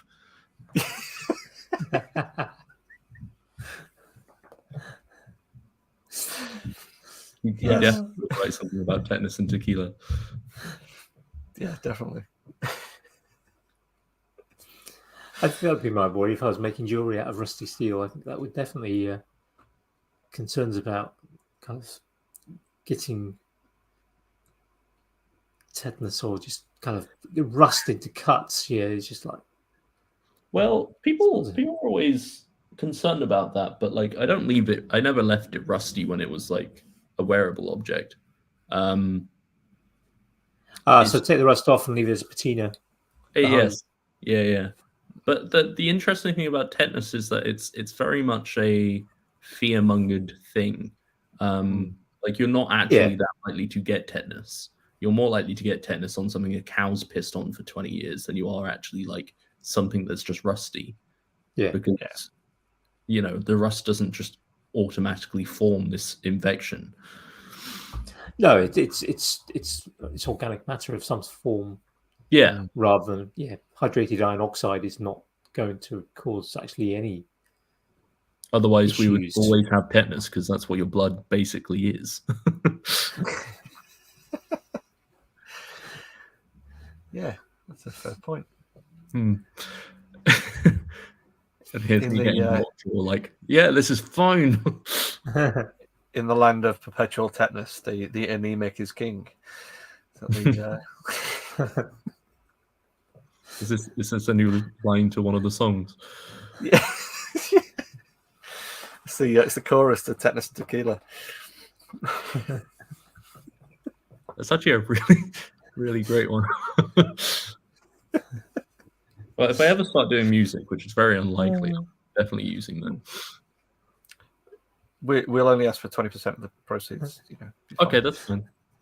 20% of nothing is Wait, I'm quite convinced that if we went through the backlog of Maker's Waffle, we could get some great album titles and some great chorus lines. Oh, totally. Well, it's what they do on Taskmaster is if there's anything like hilariously quotable, put it in the book of quotes. Yeah, the book of quotes, and like I really I need to start writing one myself because some of the things people say, including myself, fucking hilarious. Yeah. You need to like WhatsApp voice note them into a group chat or something so they perpetually live on forever. So my partner Danny, when they were doing in their first year of uni, they were doing this illustration project where they basically had to eavesdrop on people's conversations. And yeah, great thing to be told to do. Psychology, by any chance? Illustration, weird. So, and the premise of it is that they had to not in my 5. No. They then had to draw like a sentence that stuck out to them. Mm-hmm. And one of Danny's friends overheard somebody was like this couple that were having a mild like argument in the street. One of them turned to the other and said, "You fucking walnut." And it produced the best like repeat pattern print of walnuts on like this beautiful like contrasting color illustration. Fantastic. And that's one I actually use ever since I found out that "you fucking walnut" could be an insult. Yeah, well, that's a really interesting quirk of particularly British English, I think, that just about anything can be used as an insult in that sense. Like you fucking paperclip. It's very easy to make anything become an insult. And I've just seen now our lovely friend Billy Rubin pop in, and I think Aussie English also is beautiful in that sense. They just anything can use be the word cunt like the Scottish people do, but yeah, it's not an episode of Sam without the C-bomb. But it's tone of voice as well, isn't it? Totally. Yeah, you can call somebody a walnut and be an insult. You can call somebody a walnut and it's a term of endearment. Yeah, I think the way that I would say "you fucking walnut" is more of an endearing insult anyway. So I wouldn't say it is like you know, it would be like, oh, you're an idiot, but in like in a nice way. Yeah. I think this also kind of ties in funnily with it was Michael McIntyre, I think, had the joke of British people can say anything and it sounds like you're talking about being drunk. Yeah, absolutely. You go out and you get absolutely being flannel, completely walnutted. Yeah, and it's like got completely trolleyed. It just works perfectly. It's such a diverse use of the language, I think, as well. You know, everything can be a synonym in that sense. I think we're quite lucky to have such a weirdly like fluid language like that. I do. I mean, I don't know too much about other people's other languages, but I do think the English language does have a lot more like weird nuance and humor. Although, yeah, definitely, there is a really funny saying in Polish which translates to "not my circus, not my monkey," and I say that almost every day too. Oh, I love that. Yeah, it's just like, nah, nothing to do with me. Yeah, I'd love to learn it in Polish, but I always forget what it is. I mean, that's a perfect phrase for any manager as well. Oh yeah, you know, yeah. Especially middle management. You know, below director standard. You know, you've got that. Yeah, sometimes I get told a problem from like my managers, and yeah, I'd literally say that quote to them, and they're like, "Okay, but can you fix it, please?" like, no. Yeah, that is a kind of a. Now this is a you problem now. Yeah, I mean, there's only so much of a shit umbrella that managers can be anyway. So, like, Teflon shoulders. You need that. The slopey shoulders, just for when the shit falls down. You just. Oh no! You put up your shit umbrella so it doesn't fall on you. But you've got to make sure that your umbrella is big enough so it doesn't fall on anybody else below you either, because that's just a nice thing to do. That's what other departments are intended for, I take it. Yeah. It's the HR umbrella of anti-shit. I often used to say, as kind of as a member of middle management, that I used to I needed a sort of steel helmet and steel underpants because I needed to protect from crap coming down onto me, and I needed to protect crap going up as well, because it's a two-way street. But I think I like that idea of an umbrella, because I certainly saw my role as a manager to keep my team protected from some of the crap that was rolling downhill from senior management. And I don't know who I heard the shit umbrella term from before, but it ever since I heard it, it was like the most applicable thing to just managing generally. It's like, our bosses are like, we need to release this thing next week. And it's like, yeah, that's not possible. But I'm not barking at my team like, why the fuck haven't you done it? So yeah. I mean, that's part of managing expectations as well, isn't it? You know, managing people's one thing, and managing expectations of your higher ups is another. Yeah, it's definitely a job. It's two completely separate skill sets, I think, as well. That's sometimes the managing expectations is the hardest of them. Yeah, the expectations up is harder, I think, sometimes, because you often get people who kind of. Certainly, I have worked with managers who kind of say, right, this is what we're going to do, and you say, it ain't going to happen for this reason or that reason. No, this is what we're going to do. This will work, and you go, okay, we'll try it your way. Oh, and then surprise, it didn't work, and now we're on to the next thing. It's when you can get that sort of phrase in of going, just to check, is there going to be enough time left to do it properly my way once your way's failed? Luckily, my main manager, his name's Will, really lovely guy. He's been in my position, so he like fully understands what my job is. But then there is a couple of people a bit further up who are just occasionally like, yeah, so we need to send all of this jewelry out next week. And you're like, okay, what's this for? And it's like, oh, it's just the collaboration launch for this really big band. And the time It's I'm just that thing we've known about for months but haven't told you about until now. Yeah, that happens a lot.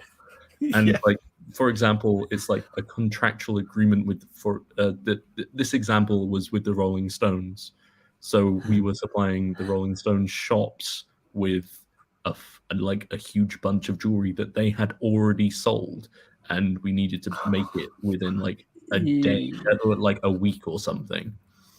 So it accumulated to be something ridiculous, like 40 bracelets and 60 rings, and then another 40 of a different design of ring. Between, I don't know, like maybe 5 people out of my workshop, because we also had to keep the internet orders going. I pulled a 12-hour day and then charged them for it. Yeah, rightly so. Yeah, no, our unspoken rule with overtime is that it's always time and a half, and if I have to do it, you're fucking paying me. Should be double time on Sunday. Never worked a Sunday. I don't think. No, I've never worked a Sunday. But there's a lady I work with called Jess who's worked in the company for like 10 years, and there was one Sunday where she was working, and she says to me that if they have to work on a Sunday, she can only do it if she's really, really drunk. And I'm like, okay. Oh, drunk jewelry does not sound... Oh no, she used to work in shop sales and stuff. So it's a little... I don't think it's any better, but but you know, whatever gets you going for the week, the weekend, I guess. The company's founded off like very old rock and roll backgrounds. Like the guy who made the company, his name's Pat, and he's still alive, but he's, you know, still alive in the way that Ozzy Osbourne is still alive. Yeah, if there's a detectable thing on a machine somewhere, it's close enough. Yeah. And so like his kind of ethos of doing things is still, you know, kind of ingrained in the company. Like our Christmas parties get very boozy, and we get Friday beers at the end of the week. So there's like little hints of that past Great Frog life, but in the 70s when he opened the company, it was, you know, they were all on drugs all the time because it was the 70s. We don't do that now because we're responsible. And the wealth of product reflects that. Yeah. I love that they did a study. It basically just subjected a load of spiders to a load of different substances to see what effect it had on the production of their webs. Yeah, I really love that study. It was exactly as you would expect it to be. You know, it was things like nicotine and cocaine and caffeine and, you know, stuff like that. And it was just the nature of the webs that they made. It was just exactly as you'd expect them to be. Just scatty, or, you know, completely in bits, or very, very neat and very, very tidy and very, very beautifully done. You know, it's that kind of all of the stereotypes were just born out in these spiders' webs. There was a really interesting artist who did a very similar thing where he drew a self-portrait under the influence of different drugs over a period of time. And the results are hilariously quite similar, but if not a lot more don't want to say scary in some of them, because of some of the hallucinogenics that he was taking, but they are very weird. They get very weird. But I can't imagine just like making yourself with fucking guinea pig to make just a bunch of self-portraits like that. Yeah. I suspect he wasn't the first. He may have been the first Probably to not. actually record it based on each different one, rather than what do I want to take today? Because Take the scientific method and write it down. yeah, Day if you write 25. it down in science, yeah. It's one of my favourite MythBusters quotes. Yeah. If you write it down at science, yeah. How much tea can Sam drink before he explodes? Well, the LD50 for caffeine is so high that even drinking strong coffees, you wouldn't, you'd have bladder problems before you had caffeine problems. So, oh yeah, it's maybe like that's it. there's a lethal dosage of chocolate for humans, but you would probably throw up before you hit it because it's 22 pounds of chocolate on average. I mean, that's a nice weekend. That's a lot of calories. And like, it's physically impossible to eat an entire human being because of the calorie intake would kill you, and you would throw up beforehand. I think. Do you mean in one sitting? Yeah, in one sitting. Yeah. Right. Or like Just gotta overdosing on get that right. potassium with bananas is actually quite easy. Yeah, the LD50 is, I forget what it is now, but it's not quite as big as you would expect it to be. Like Let's talk about that with things like it's more than 5, but it's a manageable number to if you wanted potassium, certainly hyperkalemia, wouldn't it? To induce that with bananas, it was it's purchasable from a shop. It's a very stupid way to do it, but the thing with bananas, of course, they're radioactive.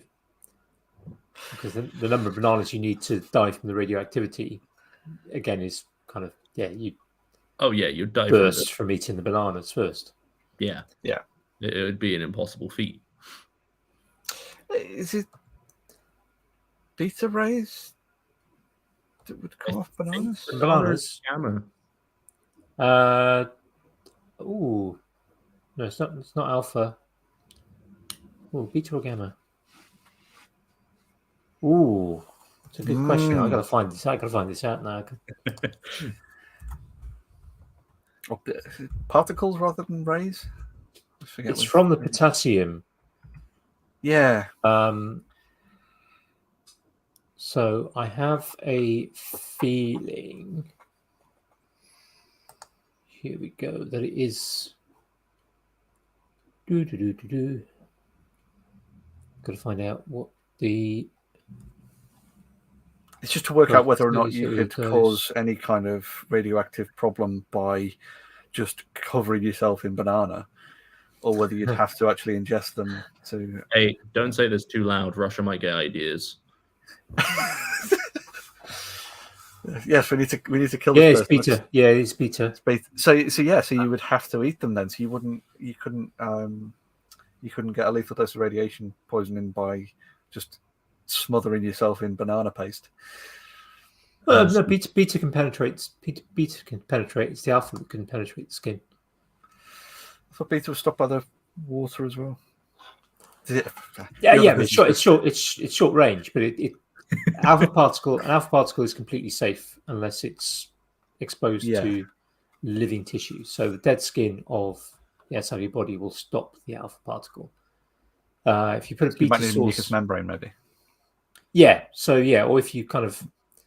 I used to talk with this. This is the sort of thing I sort of teach to with my students. So, for example, when you demonstrate radioactive sources in a lab, the correct protocol is that you have a couple of meters spacing between them and you as the demonstrator, and of course you don't point the sample towards yourself.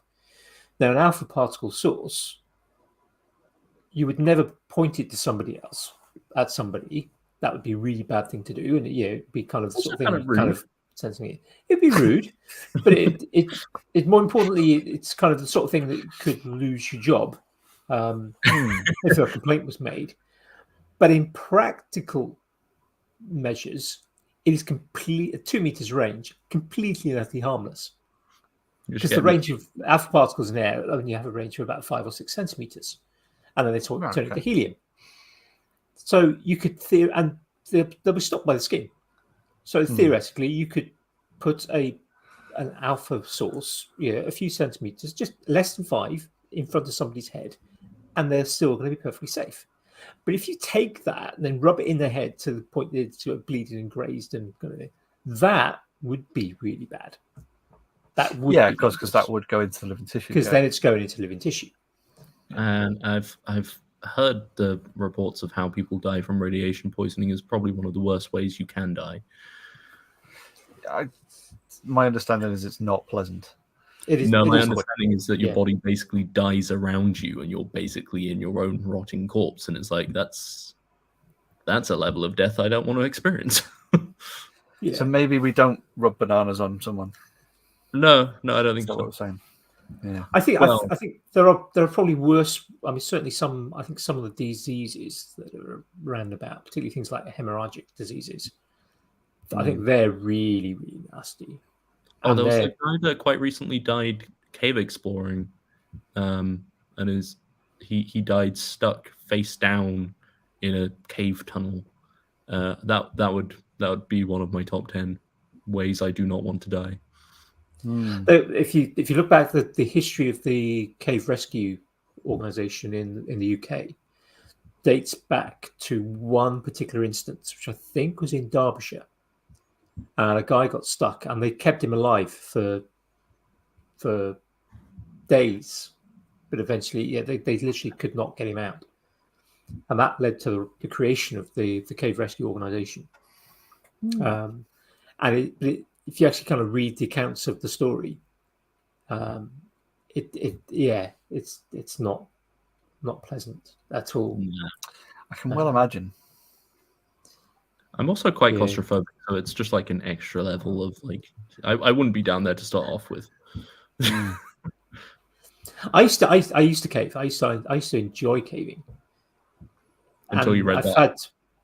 No, even after I was a member of the cave rescue team for a while as well. But it's I certainly couldn't do it now. I mean, even as much as I might want to. I've certainly had some very close calls. Yeah, I wouldn't say all of my near-death experiences, but certainly most of my near-death experiences have been as a result of caving. One of them was eating a banana. Certainly, we'll forget about that. certainly, my closest time to dying was a result of being in a cave. That I know of, because of course sometimes you don't know your closest time to dying is. But this is the amount of times I've probably skimmed a bus whilst crossing the street and not really realized. But caving, would be potentially quite horrific. And I mean, there are some awful stories of people. There's a cave in South Wales, and it got dived in about I want to say 88, and it was weeks of work, months of work to get it dived and to dive all the way through. It basically starts high up on a mountain and it ends up down in the bottom of the valley. And there's about 8 hours of caving just to get to the top of the sump, and then about 8 hours of diving through the sump to get to the other side, and then about kind of half an hour to get out at the bottom. It's sort of dry, and they took months. They put in tanks of air down into various stages, going in from both directions, and eventually one guy went the way through. And there was a TV documentary made about it by HTV, and it's one hell of a story. And of course, once one person had done it, other people wanted to try it too. I think there's at least 2 didn't make it. And the guy who first did it, a guy called Martin Farr, I went to a talk, I think it was probably about 92 or 93 that he was giving. I was talking about kind of a successive attempt through, and at one point they found the jawbone of one of the guys who died after him. And it's just like, yeah, no, cave diving, that's really nuts. Yeah, I mean, that seems like just why would someone want to do that? Oh, it's like Just climbing fun. Everest. Like more people. Yeah, but so many people have died climbing Everest. Oh, yeah. 100%. But that's something that, like, if you go up there and you get to a point where you go, I think I'm done, you can kind of turn around and come back. But and if you die, yeah, but you know, there is a higher chance of being able to just kind of turn around and walk back than there is of like being squashed underwater in a small hole that you then can't physically move from. I mean, to be fair, cave divers do tend to take. I mean, they operate on a kind of rule of 3s. So basically, their breathing apparatus, they have 3,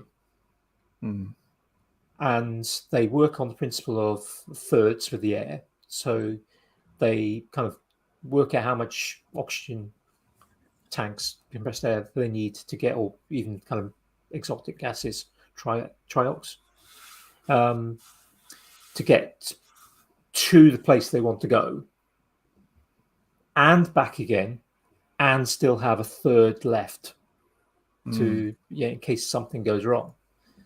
Because just dragging out by the ankles. Yeah, the thing is, in the majority, well, not majority, all pretty much of British cave diving situations, you have 0 visibility.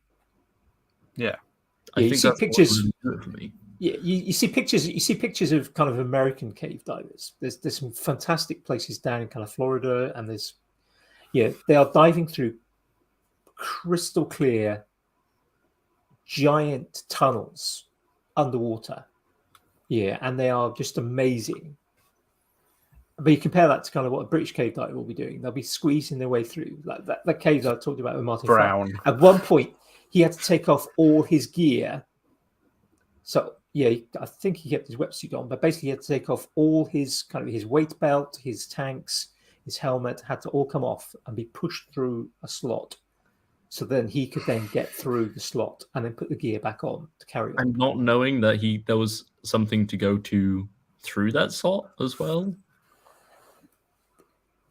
When he did the thing through in one go, the majority of it had been done and it had been surveyed, because you could go in from different directions. Yeah. But the entire trip, so they'd mapped it out very carefully. So he had been through the entire thing, but just doing it in one shot. Yeah. I tell you what, I will quite happily go and do some cave diving once we've invented transporters to be able to just, kind of tap yourself on the boob and be, and come out. Transported out of the horrific situation that you've got yourself into. Which of the Star Trek films where Shatner's free soloing up halfway, and kind of he's wearing kind of boots, and he kind of just lets go and just kind of zooms floats back down, nice and safe. I was felt about that with like free climbing. Yeah, just completely, no rope. I'd go so far. It'd be interesting, kind of, if it's on a hill, if you're kind of mostly walking, I'd be okay generally. Depends on. And for someone to be able to just pluck you off and bring you back to safety. Yeah, but if it was kind of proper climbing with kind of sort of climbing boots on, I'd kind of always want to be within sort of jumping distance. But then there'd be times like I'd be underground and I would be climbing stuff up and wear a pair of wellies, and just because I can't see it because it's in the dark, you can only see the kind of where my torch is aiming in front of me. It's like, I'll do that. It's covered in mud. I wouldn't climb if it was outside. When I was climbing boots on, I probably wouldn't climb it. Yeah, I do. The thing with all of these things, though, Andy, with climbing and with caving, is they take a hell of a lot of attention. What a Yeah, segue. I mean, just going on the tube is bad enough. So I know we're Yeah. pressed for times. That was a Yeah. Some of us have to get Stephen up in the morning. Rasmus level segue. and do That stuff. Yeah. So this is the point. This is the point where in our conversation where we kind of ask our guests and obviously ourselves, kind of, what's been grabbing your attention this week? Is there any particular things that you've been watching, doing, preparing for, finished, listening to that kind of grabbing your attention? You can have. you want to share with the world? More than one, yeah. Well, quite an eclectic mix of things usually. Music is the main thing I really listen to at the moment. So, I mean, if we could just hilariously list off some of my light songs at the moment. Please do. Thin Lizzy's The Rocker has been recently liked. Nice. It's great. I can't get Common People out of my head from the Pulp. Don't know why. Jarvis Rocker is an absolute legend. I was singing that in the car the other day. It wasn't even on the radio. A bit of Verdi the other day. Just really, eccentric classical music. I had this realization I think somebody tweeted it, and it was like, we need to normalize people listening to classical music because it's been held by the upper class for too long. And as the little punk in the back of my head's just there like, yeah, classical music's now working class too. So yeah, Giuseppe Verdi is the first thing I went to with his big like operatic fucking insanity, which then led me to Pavarotti, which even better. But mostly I've just been watching like the new Wednesday series on Netflix, which is it any good? Oh, you know what? I found it really entertaining because they always accidentally code the Addams Family as autistic. Yeah. So I'm watching this Wednesday thing, and I'm just watching it, and I'm like, same, bro, same. Just this little weird goth girl just being autistic through school, and I'm like, yeah, I see you there. See, I grew up on the TV series of the Addams Family, and I've only seen the trailers so far, and for me, I'm thinking sort of Gomez Addams is kind of somebody who's very smooth. He's very kind of sort of very well dressed and always very well manicured and essentially I guess kind of a good looking bloke. But then I see the sort of trailers and sort of he's not. So and I kind of trying to suggest he's not a good looking bloke there in the trailers. Not in the same way. Yeah, the interesting thing here is that the TV series they wanted to still appeal to like your average person because it was a very like I don't know it was a very weird thing for it to be on TV at that time period anyway. Yeah, totally. Because like the only thing is at that time period, from what I understand, is like every other family oriented series like that was the family were actually completely dysfunctional, like very pro like violence in the families of other sitcoms at the time, where this family are like a very functional family, but they're all just misfits. But the thing is that this new interpretation that Tim Burton has thrown together is actually based off the cartoons, not the TV series. Okay. If you look at the cartoon, Gomez is actually a short, squat little man. Like myself and so many other people. Representation matters, folks. Yeah. Short kings. But yeah, so I think it's actually a really refreshing thing to see somebody that like doesn't look like Johnny Depp, because Tim Burton could have quite easily have cast Johnny Depp, and we all know he probably wants to. So that is the question: is has Johnny Depp or Helena Bonham Carter appeared yet? Because we know they will have to at some point. It's a Tim Burton project. The original actress, well, not the original actress, but the actress that played Wednesday Addams in The Addams Family Values is actually in it as well. She has a cameo. Nice. Oh, brilliant. So, I forget her name, something Ricky. She makes an appearance. Brain's gone. Yeah. So no, I fully recommend it. Really enjoyable. Oh, awesome! That's good to hear. Yeah, it's on the list to watch because the trailers look really good. Yeah. Jamie, what about you? What's been grabbing your attention? Loads this week. It's been a really, really, really busy. Well, even just the last couple of days. We've like turned the kitchen upside down and done a load of plumbing and got rid of a dishwasher, and I had to repair some pipework before I could disconnect the dishwasher and all that kind of fun stuff, and repairing the toilet and moving a washing machine and all sorts of fun stuff. And then also put some 10 gigabit Ethernet into my server and my PC. So I've got super zoom speeds for file transfers now.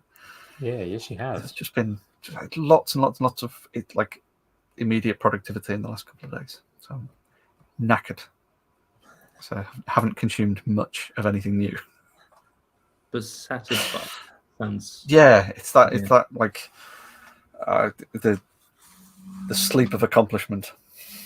Oh yeah, it's when you get in bed and your legs feel happy that you're in there. Yes. I think all of me will be shortly.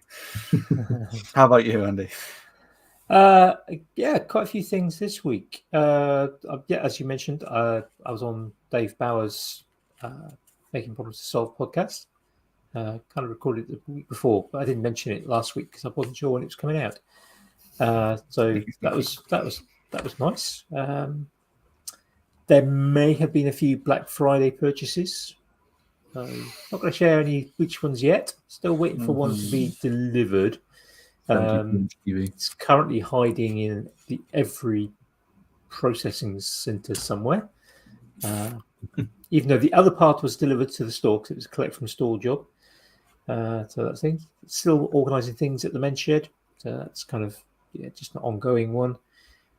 New podcast to me, relatively new podcast actually overall as well. Tom Scott, Lateral. Bit of a kind of following on from the QI type sort of thing. It's really, really fun, kind of trivia based sort of questions. Like, for example, why was there no number one album chart entry for 1959? I might have got the year wrong there, but there was a year either in the 50s or 60s where there was no new number one in the album charts. And so there's a little team of there's a little group of people that is it's kind of a classic kind of quiz show format, and they've got to try and work it out, and they get given the odd hint or affirmation that they're on the right path. So quite short. I think they're about 40 minutes. So you can quicker if you're running at multiple times speed. Tom Scott, mostly other YouTubers. Cool. We thought it's got a bit like a QI type thing, but it's a bit like QI in a way, but kind of more riddles, a bit riddly. Very cool. So very enjoyable. That's it, really. Nice. Sam, where can people come and stalk you and find your work and your wares? Well, if you want to stalk me, I'll be floating around Hackney for the rest of the week and following weeks. Please don't do that. It'd be very weird. But on social media, it's just my name, Sam Ritte. I'm one of the only Sam Rittes in the world, so it's pretty easy to find me. Quick Google search. Cool. And we're all mutual followers, so Yes. But yeah, Instagram, Sam Ritte, Facebook, Samuel Ritte. Don't know why I decided that one, but something to do with that. Yeah, something to do with that. And then I don't use Twitter because fuck Elon Musk. entirely fair. That's fair enough. Yeah. I'm thinking of heading the same way as myself. Yeah, it's very it's much going gone really. splat. Yeah. Yeah, Sam, it's been an absolute pleasure and a delight to hang out with you this evening. Yes, lovely to talk to you both. Yeah, I'm sure we'll have you back on at some other point. And we'll be a group one. It's Steve on as well. Always happy to chat shit for hours. Perfect. It's why most of the time anyway. Exactly. It's a chat among friends that other people can listen in on. Yeah, eavesdropping. Yeah, on the wall. Yeah. Right, so we'll say goodbye to the audience, and we'll see people next week. Indeed.